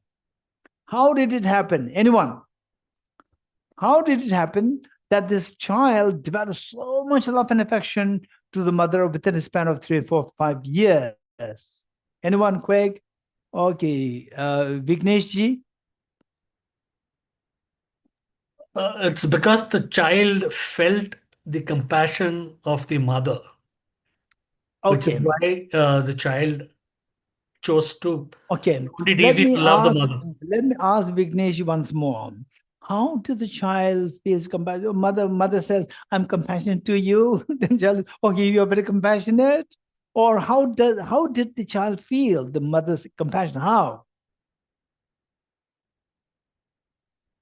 Okay. Anyone else? Raise hands. Okay. Okay. We have Bhavani or Dawani? Dawani. Dhwani, yes, please unmute. Yes. I guess the mother, her actions, of protection towards the child, feeding the child, nurturing the child, all of that brought about trust, and the love grew. So, Wonderful, wonderful. I'm sure everybody will agree with Davani. So what Davani said is that the child also has self-centered attitude. Self-centered attitude, child doesn't want to suffer. I'm hungry, there's a pain there. And the one person comes, give you food, and your pain goes away. Then you feel happy. You feel cold, again you cry, again the same person comes. Same person, no, the neighbor doesn't come. Right? Same person come. Either most likely the mother comes.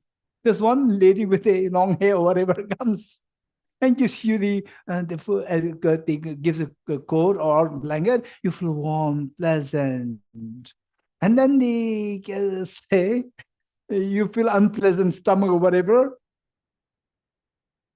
Then again you cry, and the mother comes again. Remove the diaper, change the diaper. Change the diaper, and you feel so cozy, comfortable. So wherever you need something, somebody comes. So you see that that person is a source of benefit for you.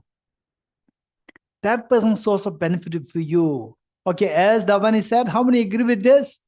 that this child sees the mother as a source of benefit for the child. Presents? Very good. As what Vignesh said, that this is compassion. The child cannot articulate what is compassion, but the child knows that this is a source of benefit. What I want is coming from this person.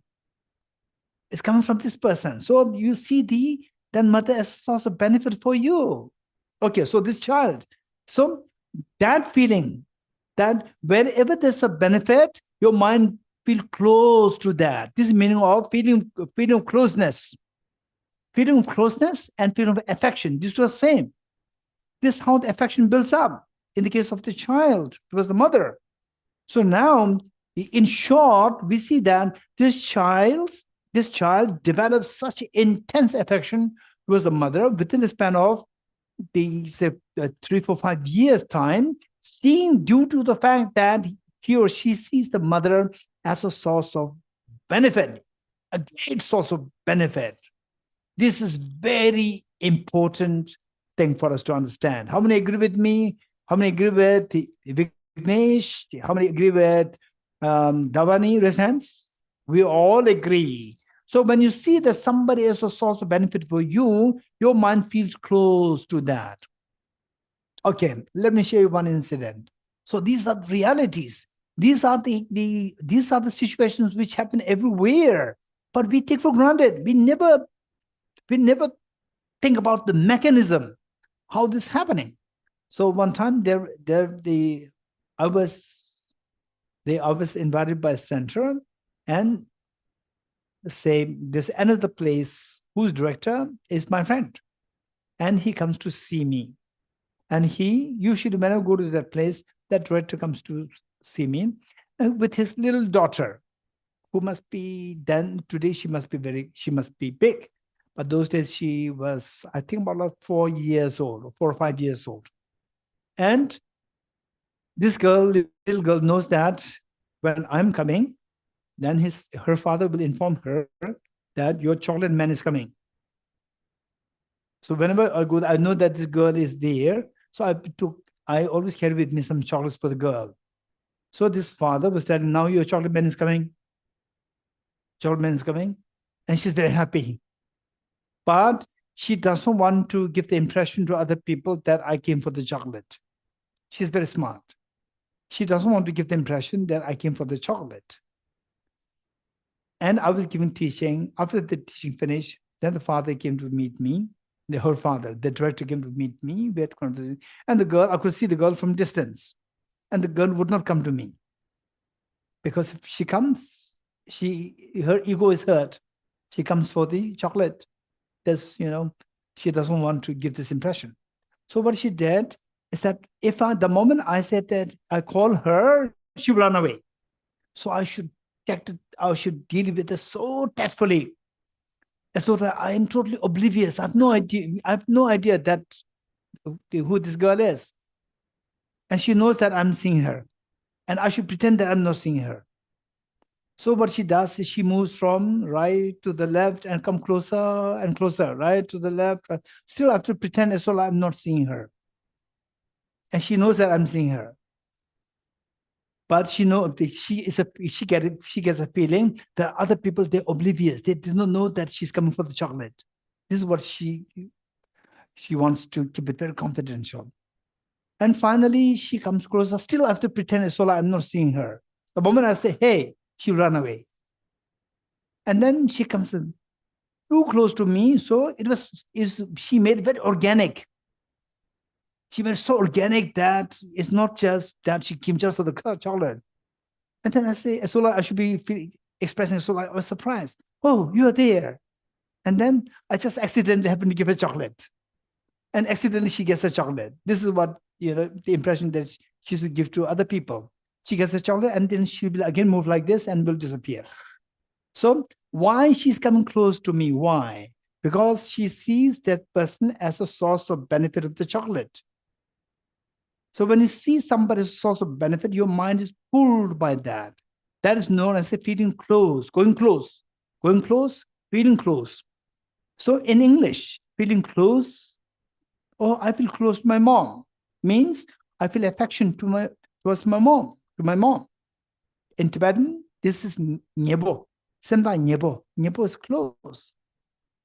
So closeness is brought to by the benefit, particularly with respect to the child. Because the parents, this purely out of seeing the parents as a source of your benefit. So now, if you're convinced with this, yeah, that's 100%, I agree with this. For a little child to feel this intense love and affection towards the mother is all because of this mechanism pulled by the benefit. How many agree with me, raise hands? How many agree with the Vigneshi and Davani? Raise hands. Okay, if you agree with them, then the next point is, okay, that's a very important point. Okay, so here, cognitive awakening of altruism for the greatest well-being of self and others. For your own well-being, smart people. This is a smart approach. A very smart approach. What is that approach? Insight into interdependency leading to universal compassion. When you see that we are dependent on each other, we get the benefit from others, then we feel close. That when you see the dependence, interdependence of all the humanity, the animals, vegetations, and so forth, automatically your mind feels close to everything.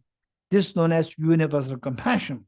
So for that matter, remember the 5 points: contact, attention, discrimination, feeling, and intention. 5. Of the 5, say we have to change the intention from pushing others away from you to embrace. How to change this? By changing the feeling from unpleasant to pleasant, from the disturbed feeling to the relaxed feeling. How to change the feeling? By changing the discrimination. How to change the discrimination? Change the information with the contact and attention. How to change that? To change that, you have to go for the correct information, complete information, and the systematic information. What kind of information? These are the information. Bodhicitta Shantideva said, the citation which I made earlier, all happiness the world contains are derived from wishing happiness for others, other cherishing. All miseries the world contains are derived from wishing happiness for oneself. The merits of cherishing oneself. So under this, point number 1 and point number 2, these are the two extremely important information which we need to acquire with help of contact and attention to change the discrimination to I should cherish myself. Cherishing myself is the best thing for my solution. And cherishing others is a destruction of oneself. Change this to cherishing myself is the demon. Cherishing others is an angel. So this is a change that we need to bring about. But how to change that? How to see the demerits of cherishing oneself? How to see the merits of cherishing others? In reality, is it really compatible with the reality? This is the question. So for that matter, what we have learned is that, don't say, ideally speaking, if this is the approach that we take, to be very rational, realistic, and to be insightful, based on the pure, I'll say the cognitive, relying on the cognitive transformation, you don't have to force yourself or be kind to others. You know, don't be selfish. No, I should not be selfish. Be nice to your brothers, sisters. No, you don't have to force. Automatically, effective transformation take place when you bring about the cognitive transformation. How to bring about this cognitive transformation where you automatically cherish others and you cherish, yes, the self is the secondary. How does it happen? The next, what we learned from the small child is how this child develops this intense love and affection towards others. So how did it happen? Seeing the others, seeing the mother as a source of benefit. Now from this, we can say that, okay, so me, each one of us, versus a day 1 old child. We are same in the child not loving the mother and we not loving all the sentient beings. How many agree with me, raise hands? Let me repeat it. You, each one of us here, and the 1-day-old child, Just as 1-day-old child does not love the mother at that point, we also don't love all the sentient beings at this point. We are same in that regard. You agree? Good. Now, how did the child develop this intense love towards the mother? Because the child is able to see the mother as a source of benefit. If this is how the child develops this intense love to the mother, we can mimic this. We can emulate this love and affection by seeing the benefit that we get from all the beings. If we can see the benefit from all the beings, then our mind will flow so spontaneously with compassion to all the beings. If we can see the benefit that we get from all the beings, then there's no way other than that your mind flows to all the beings with affection. Agree, resents? Yes. The next question is, what benefit I get from everyone? What benefit I get from everyone? This is the next question. So we should be very, very realistic. Don't say the don't go for fairy tales. Oh no, we get the benefit. We're all interdependent. How interdependent? I don't know. We get the benefit. Everybody. We're in the same planet world. No, this will not work. We have to. In order for the mind effective transformation to take place from selfishness to other cherishing, conviction must be gained. Conviction must be gained only through cognitive transformation. Cognitive transformation happens only with the solid factual reasons. Without factual reasons, just telling stories will not help. So what are the factual reasons? How can we, what benefit again? If, with a big if, that I get benefit from all the sentient beings, of course, my mind will flow towards all the beings. Closeness will be felt, compassion will be felt. But what benefit do I get from all the beings? This should be your question. So for that, we need to learn that there are three kinds of benefit that you are seeking. In the first place, we are the beings who seek benefit. You agree in your sense? We want benefits from others. We want benefits, number one. Number two, the benefit that we are seeking can all be grouped into three categories. What are they? Okay, so tell me, anyone, very quick, each one of us, tell me what kind of benefit that you want from others, from the world, or whatever. What kind of benefit are you looking for? Anyone, quick, to save time? Quick. What kind of benefit you want? What kind of benefit? Oh, I want to have long life, or I want to have a good health. Huh? Samjala. Tostele benefit of survival. Survival. I need to survive. Very good. I don't want somebody else to kill me. Okay, very good. Anyone else? Very quick to save time. What kind of benefit? Huh? Chetri. Yes. Yes, Geshe-la. I would like all the things available. Oh. Yeah. Yes, Geshe-la. I would like all the things available at the supermarket that I want when I get there to be there. Are you sure? Yes. When you in say what kind of benefit? Garbage. Huh. There are many garbage there. But those aren't the things that I want. All the things that I want. The things that you want. Yeah. The things that you want in the supermarket. Okay, very good. Number two, anyone else? Quick. Dorji.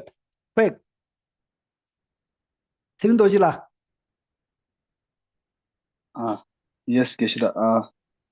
Benefit of getting compassion, towards oneself from others, and affection from others. Affection from others, compassion from others. Very good, Dorji. Thank you. Affection from others. Which I don't want, somebody said take everything from my shopping mall. right? And then you say, you are a poor guy, I'll give you everything in the shopping mall.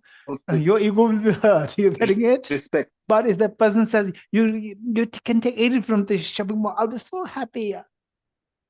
If this is how the person embraces with compassion and give you things, that will make you happy. If it says, you, Jeffrey Law, you want everything from the shopping mall, take everything, to everything. You're so poor guy, right? And then you said, no, I don't want, right? I don't want. So you are actually not wanting the things, you want affection. Okay, anyone else? Quick. Ratna? I want a corruption-free society. Corruption-free society. I want the corruption-free society. Thank you. Thank you, Ratna. I would like to be easy to travel from A to B without being hindered by visa and difficulties in the airport. Okay, the ease of travels. Travel ease. Okay, this girl wants to say something. Come quick. What do you want?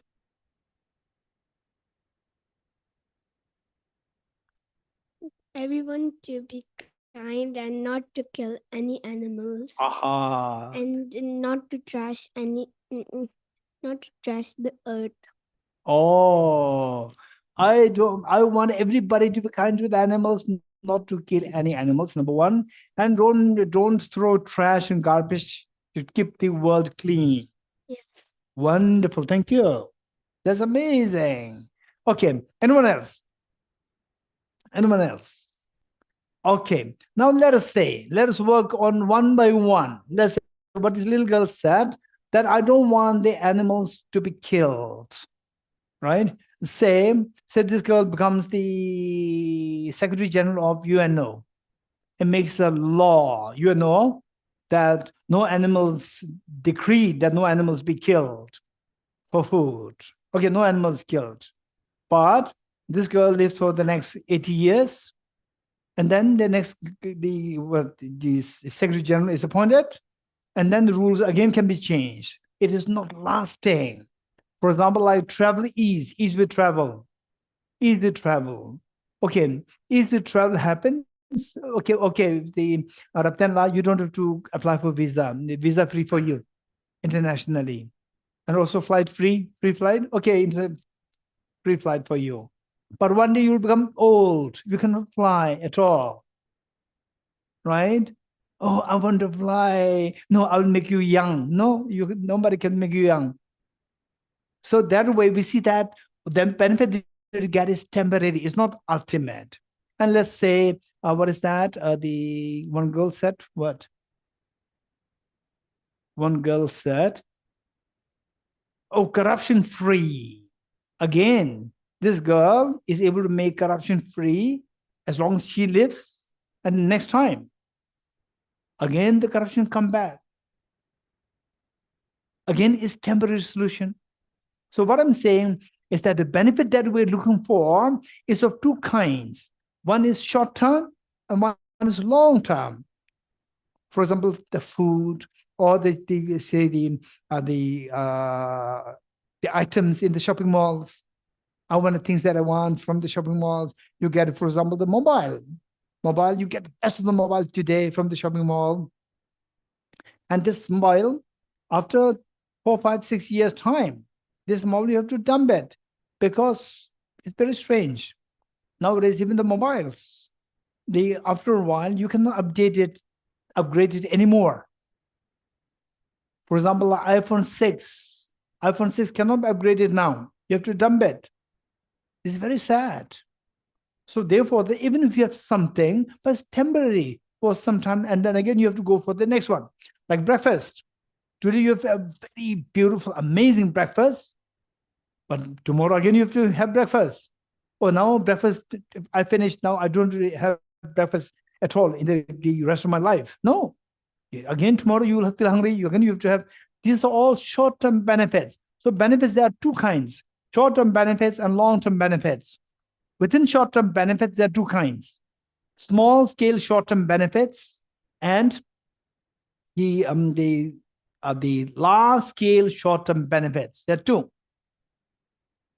So, and then the lasting infinite benefit.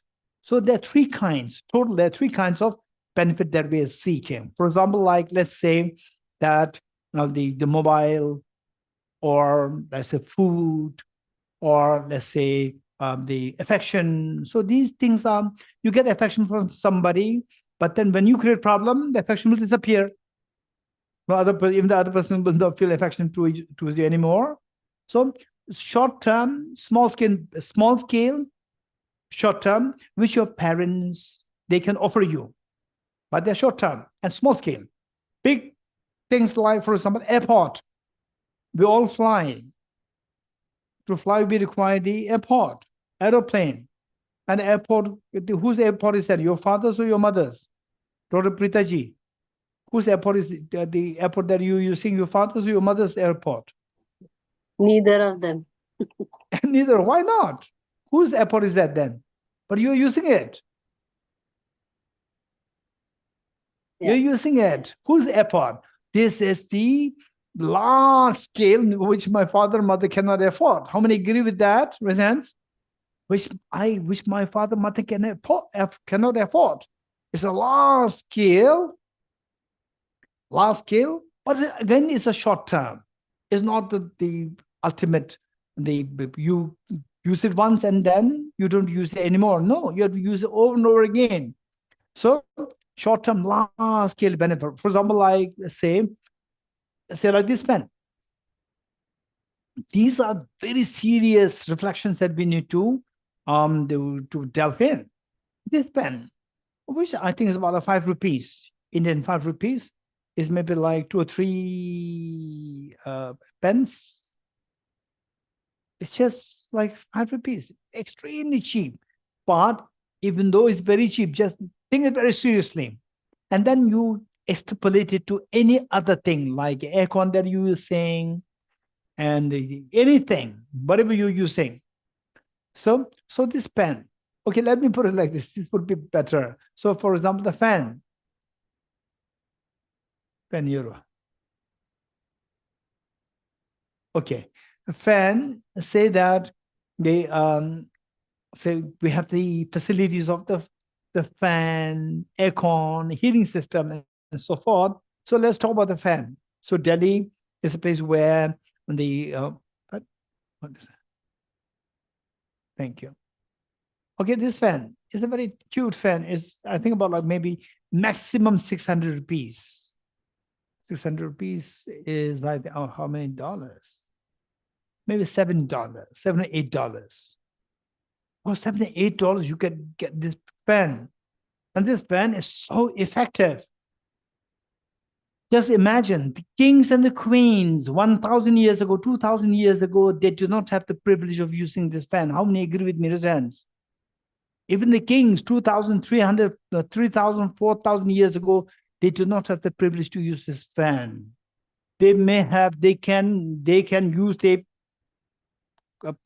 people to build a huge pyramid worth like billions of dollars, but they did not have the privilege to use this fan. So they have to use human fan. You're getting it? Which is more effective? Human fan or this fan? This fan is much, much more effective. Human fan is not effective. You're getting it, number one. And human fan, you don't have the privacy. Human fan is watching you. What are you doing? You're getting it? This fan will not watch you. What are you doing? This fan is amazing. Human fan is very complicated. You have to feed. And if they're tired, the fan will slow down. You're getting it? And then they're watching, what are you doing? You're getting it? You don't have the privacy. It's very complicated. And effectiveness is not there. Whereas this fan is amazing, so cheap. In those days, if a king has this is going to be, it will directly go into their treasure store. But we have this privilege of using this fan. So cheap. How come that you get this so cheap? Anyone? If your mother is to make this customized for you, minimum this will cost you billions of dollars. Minimum. Which even the kings and queens in the past, they did not have the privilege to use this, and your mother cannot make it just for you. customized for you, it costs billions of dollars, but you get it very cheap. How come that you get it very cheap? It's all because of what is known as the mass production. Mass production. This, the real cost, if somebody is to make it just for you, this will minimum cost you billions of dollars, which your mother could not afford. This falls in the category of the large-scale short-term benefits. Large-scale short-term benefits. And this becomes so cheap for you because there's a mass production. What is in the mass production? So many people are buying the same product. It's because of these people, so many people, that you get these products very cheap. And who are these people? We have no clue. Because of their involvement, that you get the benefit. You get such a large-scale benefit which your mom cannot provide you, which your dad cannot provide you. These are the short-term but large-scale benefit, like airport, like security, boundary, the border securities. So, and that there's a nation there, there's administration there. So this happens because of the public of the whole nation. And the world, at least, even though UNO may not be too effective, still there's UNO there, where we can raise the voice. There's UNO there. This is nothing but combination of all the human beings, 8 billion human beings on the planet Earth. It's because of this that this body came into being. So your mom cannot make this. So what I'm saying is that all these are short-term, but large-scale benefit. Short-term benefits we get from the near and dear ones. The large-scale benefit we get from the neutral beings. And finally, number 3, source of the lasting infinite benefits. So now the question is that, for example, like, what is better for you? Say somebody gives you a very delicious breakfast for you today versus today, or you don't have to depend on breakfast at all. The ease that you get out of the delicious breakfast happens to you every day automatically. Which is better? Of course, the second one is better. So your true nature, when your Buddha nature, when it manifests fully, then you don't have to depend on these small-scale short-term benefits, large-scale short-term benefits. You don't have to depend on any of these. You become totally independent. For that, what happens is that we have to awaken the hidden treasure inside. What does it mean by that? It's that the dependency on the short-term benefits, small-scale, large-scale benefit, is because dependence is there, because like two hands coming together. Two hands coming together. For example, hunger. No food, plus your dependency on the food. No food, dependence on the food, combined together, it erupts the pain of hunger. Say, for example, the fan. Say, no fan, the heat goes to like 40 degrees centigrade, 45 degrees centigrade, and your body weak, your body cannot sustain that heat, combined together, then erupts into the unbearable pain of the heat. So this is the definition of all these problems. They involve 2 factors, external factors, internal factors. So all the solutions that we look for, externally, the small scale, on the short-term benefits, large-scale short-term benefits, these are all about external factors to remove the internal factor. They remove the opposite of the external factor. For example, like, say, heating system. If fan, because of the heat is disturbing me. I cannot bear the heat. Heat is disturbing, so therefore the fan comes to nullify the heat. So external factor heat, discordant factor, bring this external factor to remove the other opposite external factor so that I will not be affected. I am affected without this fan. I'm affected. So whereas if I become strong, where I don't depend on these things, whether there's fan, no fan, I'm not affected. Why do we need the fan? Why do we need the fan? For example, like in the olden days, when I was a little boy, this one is what is known as telegraph writing. Now, many of young people, they have no idea what is telegraph writing. I'm sure, Jeffrey, you don't have any idea telegraph writing. Do you know what it is? You don't know. I have some sense of it. In some sense, you're born after that application, when the application stopped. So why? It is redundant now. It's no more required because email came, which is like 1,000 times more effective than telegraph writing. So therefore, it becomes redundant. So when your mind to attract these miseries stop, then external factors, they're redundant. Whether there's a fan, no fan, it doesn't affect you. You're not affected. For example, polar bear comes in Delhi today. Today, we look at this only young men, young boys, girls. They use the thick jacket. Polar bear comes, he does not require thick jacket because it's so hot in Delhi. So what I'm saying is that we are weak. When our weakness, attracted by self-centered attitude and self-grasping ignorance, giving rise to the contaminant karmas, to suffer the heat, suffer the cold, and so forth. When these are there, then the external conditions are required. The fan is required. Short-term, small scale. Short-term, the large scale, these benefits are required to nullify the discordant factors, which are otherwise combining with the internal factors, we erupt into miseries. So now, when you become strong, of the two hands, one is removed. Even there's a heat there, you're not affected. Even there's cold there, you're not affected. And the hunger, say no food, you're not affected. Food is because, the need for the food is because you don't have a mechanism inside to sustain yourself. Whereas when the hidden treasure manifests, you don't require food. You don't have to depend on the external shelter. You don't require visa. You can fly directly. So if the Raptanla, if you are fed up with travel inconveniences, then awaken your Buddha nature. You can travel very easily. No visa required. And your body will also, you don't require aeroplane also. Total Priti, you don't require airport. Total Prita, you don't require airport. So what I'm saying is the internal factors removed, then external factors cannot affect you anymore. So that is known as the lasting infinite benefit. Who can give this? Who can give this? Who can give this is somebody who can help you to awaken your hidden treasure. So who can help you to awaken this hidden treasure? What blocks the hidden treasure? Selfishness blocks the hidden treasure. So who can help you to remove the selfishness? Somebody who can help you to identify your selfishness. Who can help you identify the selfishness? For example, say, how many go for annual medical checkup? Raise hands. How many go for annual medical checkup? Okay, why do you go for annual medical checkup? If I may ask Rajivji, if I may ask you, why do you go for annual checkup? Yeah.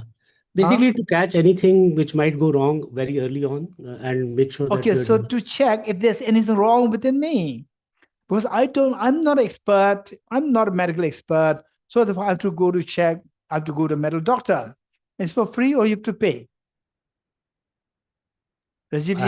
I have to pay. I have to pay for my. You have to pay. It's not for free. So you give the money. Please take this money. Hey, Dr. Preeta, take this money. Take this money and check if something is wrong with me. You have to pay. So look, so the doctor is helping you to identify if you have any physical problems. Now, who will help you to identify if you have mental problem? What is a mental problem? Selfishness. Selfishness. After attending this 2-day session, you go to your mom, you go to your mom, dad, to your husband, to your wife, and then you feel so happy. There's a glow on your face, and your mom or your husband or your wife will so happy. What happened? You look so happy. Oh, because I attended Bodhicitta altruism teaching, Dr. Nivedita's teaching. I attended it. Oh, that's so nice. It's amazing. I never saw you so happy. Now you're very happy today. And then your wife or your mom, your husband thought that you have become a bodhisattva. Oh, you're a bodhisattva. And then you say, oh, I'm not a bodhisattva, but I'm very happy with this teaching. I'm not a bodhisattva. No, you are a bodhisattva. You're a bodhisattva. Amazing. Then your neighbor comes, knock at the door. And you said, then Rajivji said, Yes, yes. You should say, yes. Now you are saying very tone has changed. Yes. And then your neighbor enters your door, enters your room, said that, hey, you have thrown garbage next to my door. And you said, no, no, no, no, no, no. You see, I just came. I just come to talk to Nivedita just to teaching, right? I just came. And your mom, your wife, your husband, so surprised. Usually he is very blunt. He's very forthright. She's very forthright. Would fight right away. Get out. Now today is very different. No, no, no, no, no. That's amazing. You're really a bodhisattva. And then they never said that you came and the garbage came. You're the one who brought. And said, I'm very serious. No, no, no, I did not. And the neighbor said, I'm also very serious. I'm very serious. And then anger gradually comes up and said, hey, now enough is enough. Get out. You're getting it? So get out. So your mother thought that you are a bodhisattva. And your neighbor tells you that you are not a bodhisattva. You still have the disease, mental disease. Dorji identifies your physical disease, and your neighbor identifies your mental disease. You're still not bodhisattva. You still have the self-anger, anger inside, disease, mental disease there. Oh, I'm not a bodhisattva. I still have a disease in me, mental disease. So this man, this neighbor, helps you to identify your disease. Wow, thank you so much. I identified that. Now you put effort to remove that. Once you remove that, then of the two factors, internal factors removed completely. Then no matter what external factors come, you are not affected. So that is the lasting happiness, lasting benefit. So this lasting benefit, who gave you? Your mother could not give you. Your mother thought that you are bodhisattva already. And the neutral people, they cannot give you. They even don't know who you are. But your neighbor, the nasty neighbor, difficult person, he's able to give you this lasting benefit, where by helping you identify your disease, mental disease. So that is the person who is able to give you the lasting benefit. Now you see that near and dear ones, they give you the short-term and the small-scale short-term benefits. Neutral beings, they give you the large-scale short-term benefits. And the difficult people, they give you the lasting benefit. So we see that all three kinds of beings, all the beings, you can't think of any person who doesn't fall under one of these three categories. So all these categories, somehow they contribute to give you benefit, short-term, small-scale benefit, large-scale short-term benefit, and the lasting benefit. All contribute this. So your mind will automatically flow towards all the beings, will go towards them, towards the source of the benefit. So you feel close to all the beings. This is known as universal compassion. So with this universal compassion, your mind flows. You start to feel this. You see that this kind of ease, I never experienced before. And it will take time. It's not that easy. It'll take time to feel that, to start to feel that. It'll take time. It's not that easy. You have to practice, constantly practice it. And where you struggle, you have to meet with teachers who actually practice. And you have to study the authoritative sources, authentic sources, which will inspire you to practice this more. And gradually you see that your mind gradually expands. And then usually the small things which can easily irritate you, it can't irritate you anymore. Your compassion keeps growing. So gradually you feel that your mind literally is expanding. That, wow, without this practice, my mind cannot really expand like this. I'm so grateful that I met with this teaching, that now, and the teaching and practice, that now I can feel that my heart is expanding. You could feel it. It's so beautiful experience, so beautiful. So the book, by the author Bodhisattva Shantideva, whose text I indicated earlier, A Guide to the Bodhisattvas of Life. You must keep that as your lifelong guide next to your table. And always read 1-2 verses every day. Be inspired and try to create a blueprint of how to practice this in the complete form Practice this, study more, practice this, study more, particularly be inspired by His Holiness the Dalai Lama's teachings available now. We are in such era of digital era, internet era, where you can get all the teachings of His Holiness so easily. Be inspired. Every teaching of His Holiness that is always imbued with the experience of bodhicitta and compassion, which is so precious. So with this, then the next question is, okay, yes, but all these beings towards whom that my mind flows, these beings, when I look at them, they're suffering. Some are suffering so evidently, suffering so badly. Some are creating new chapters of suffering by imposing pains on others. By creating pains on others, they're imposing pains on others. They're opening the new chapters of suffering in the future. And some are manifested suffering tormented by these people. So you see that, then you feel the compassion that you wish that all the beings be free from suffering and the cause of suffering. That is compassion. And when you see that they're deprived of happiness, you wish that everybody has something to eat. What this girl said, that nobody should actually harm each other. So that is compassion. And that you wish that everybody has something to eat. Everybody has somebody to, somebody giving love and affection to you. That is the loving kindness. So then next question is, who is going to do this? Who's going to do this? Then you'll say, I will do it. This is known as altruism. So cognitive awakening of altruism. I will do it. And how will you do it? How will you do it? I will do it by awakening, by fully making my hidden treasure manifest fully, by awakening this hidden treasure fully. So that is known as Bodhicitta, the desire to be fully awakened for the benefit of sentient beings. Okay, we stop here.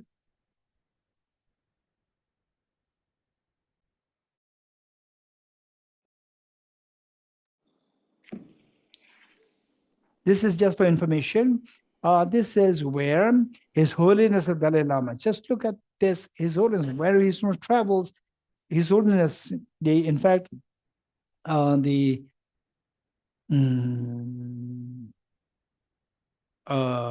is his name? Okay, the Bishop Tutu. Bishop Tutu, what he said? Desmond Tutu. Okay, Bishop Tutu. Bishop Desmond Tutu. Okay, so Bishop Tutu, he said that if I were to introduce His Holiness the Dalai Lama, besides the rock stars, this is his description of His Holiness, besides keeping aside the rock stars, His Holiness the Dalai Lama is the only person who can fill the, what is that, Central Park with millions of people in the Central Park just within a single span of time at one place, one time. He's the one. Keeping aside rock stars, everybody's crazy. Keeping aside rock stars, he's the one who can attract, who can fill this Central Park with enormous amount of people. So this was is all because of his compassion, altruism. So this is what I like to share with you. And then here, this is so beautiful. This is a very old photograph of a program which a youth group known as the Flowering Dharma, they organized, I think like 2005, I think, not 2005, 2015. So they organized the program. So look at here, you see the Buddhist people and the Muslim people, the young boys, and also they're performing, making up the joint performance, and the audience, the Christians are there, Hindus are there, Buddhists are there, non-believers are there. They were as audience, enjoying and celebrating this harmony.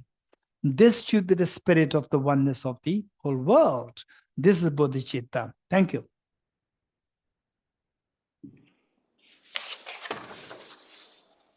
Thank you so much, Geshe.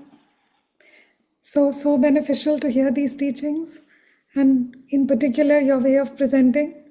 It continuously reinforces our practice. May I please invite Dr. Preeta to offer thanks and make a dedication? Thank you again. Thank you, Geshe, for these teachings. It's been amazing 2 days. Dr. Nivedita ji had prepared us that from Friday night we go into retreat mode. So many of us here are in that mode. I must say also I have to thank her, and because she is responsible for my encounter and many of us encounters to these concepts. And it's been a cogwheel or a continuous set of circles of knowledge that she has set rolling, where I could have the opportunity to do the Nalanda Master's course, the diploma course, and I just can't thank you enough, Geshe, also the audience with His Holiness. So I think this is an example of the ripple effect, and I think she is the best example in this group. She is common to all of us here today. And I would like to end with a dedication of a few verses chosen from the dedication chapter of Bodhicitta Avatara. By the merits I have accumulated, may every single being abandon all forms of wrongdoing and perpetually engage in virtue. May they never be parted from the mind of Bodhicitta, and may they always engage in Bodhisattva's conduct. May they be cared for by the Buddhas and relinquish the actions of devils. May precious Bodhicitta arise where it has not yet arisen. Where it has arisen, may it not decline, but increase and flourish more and more. Thank you once again.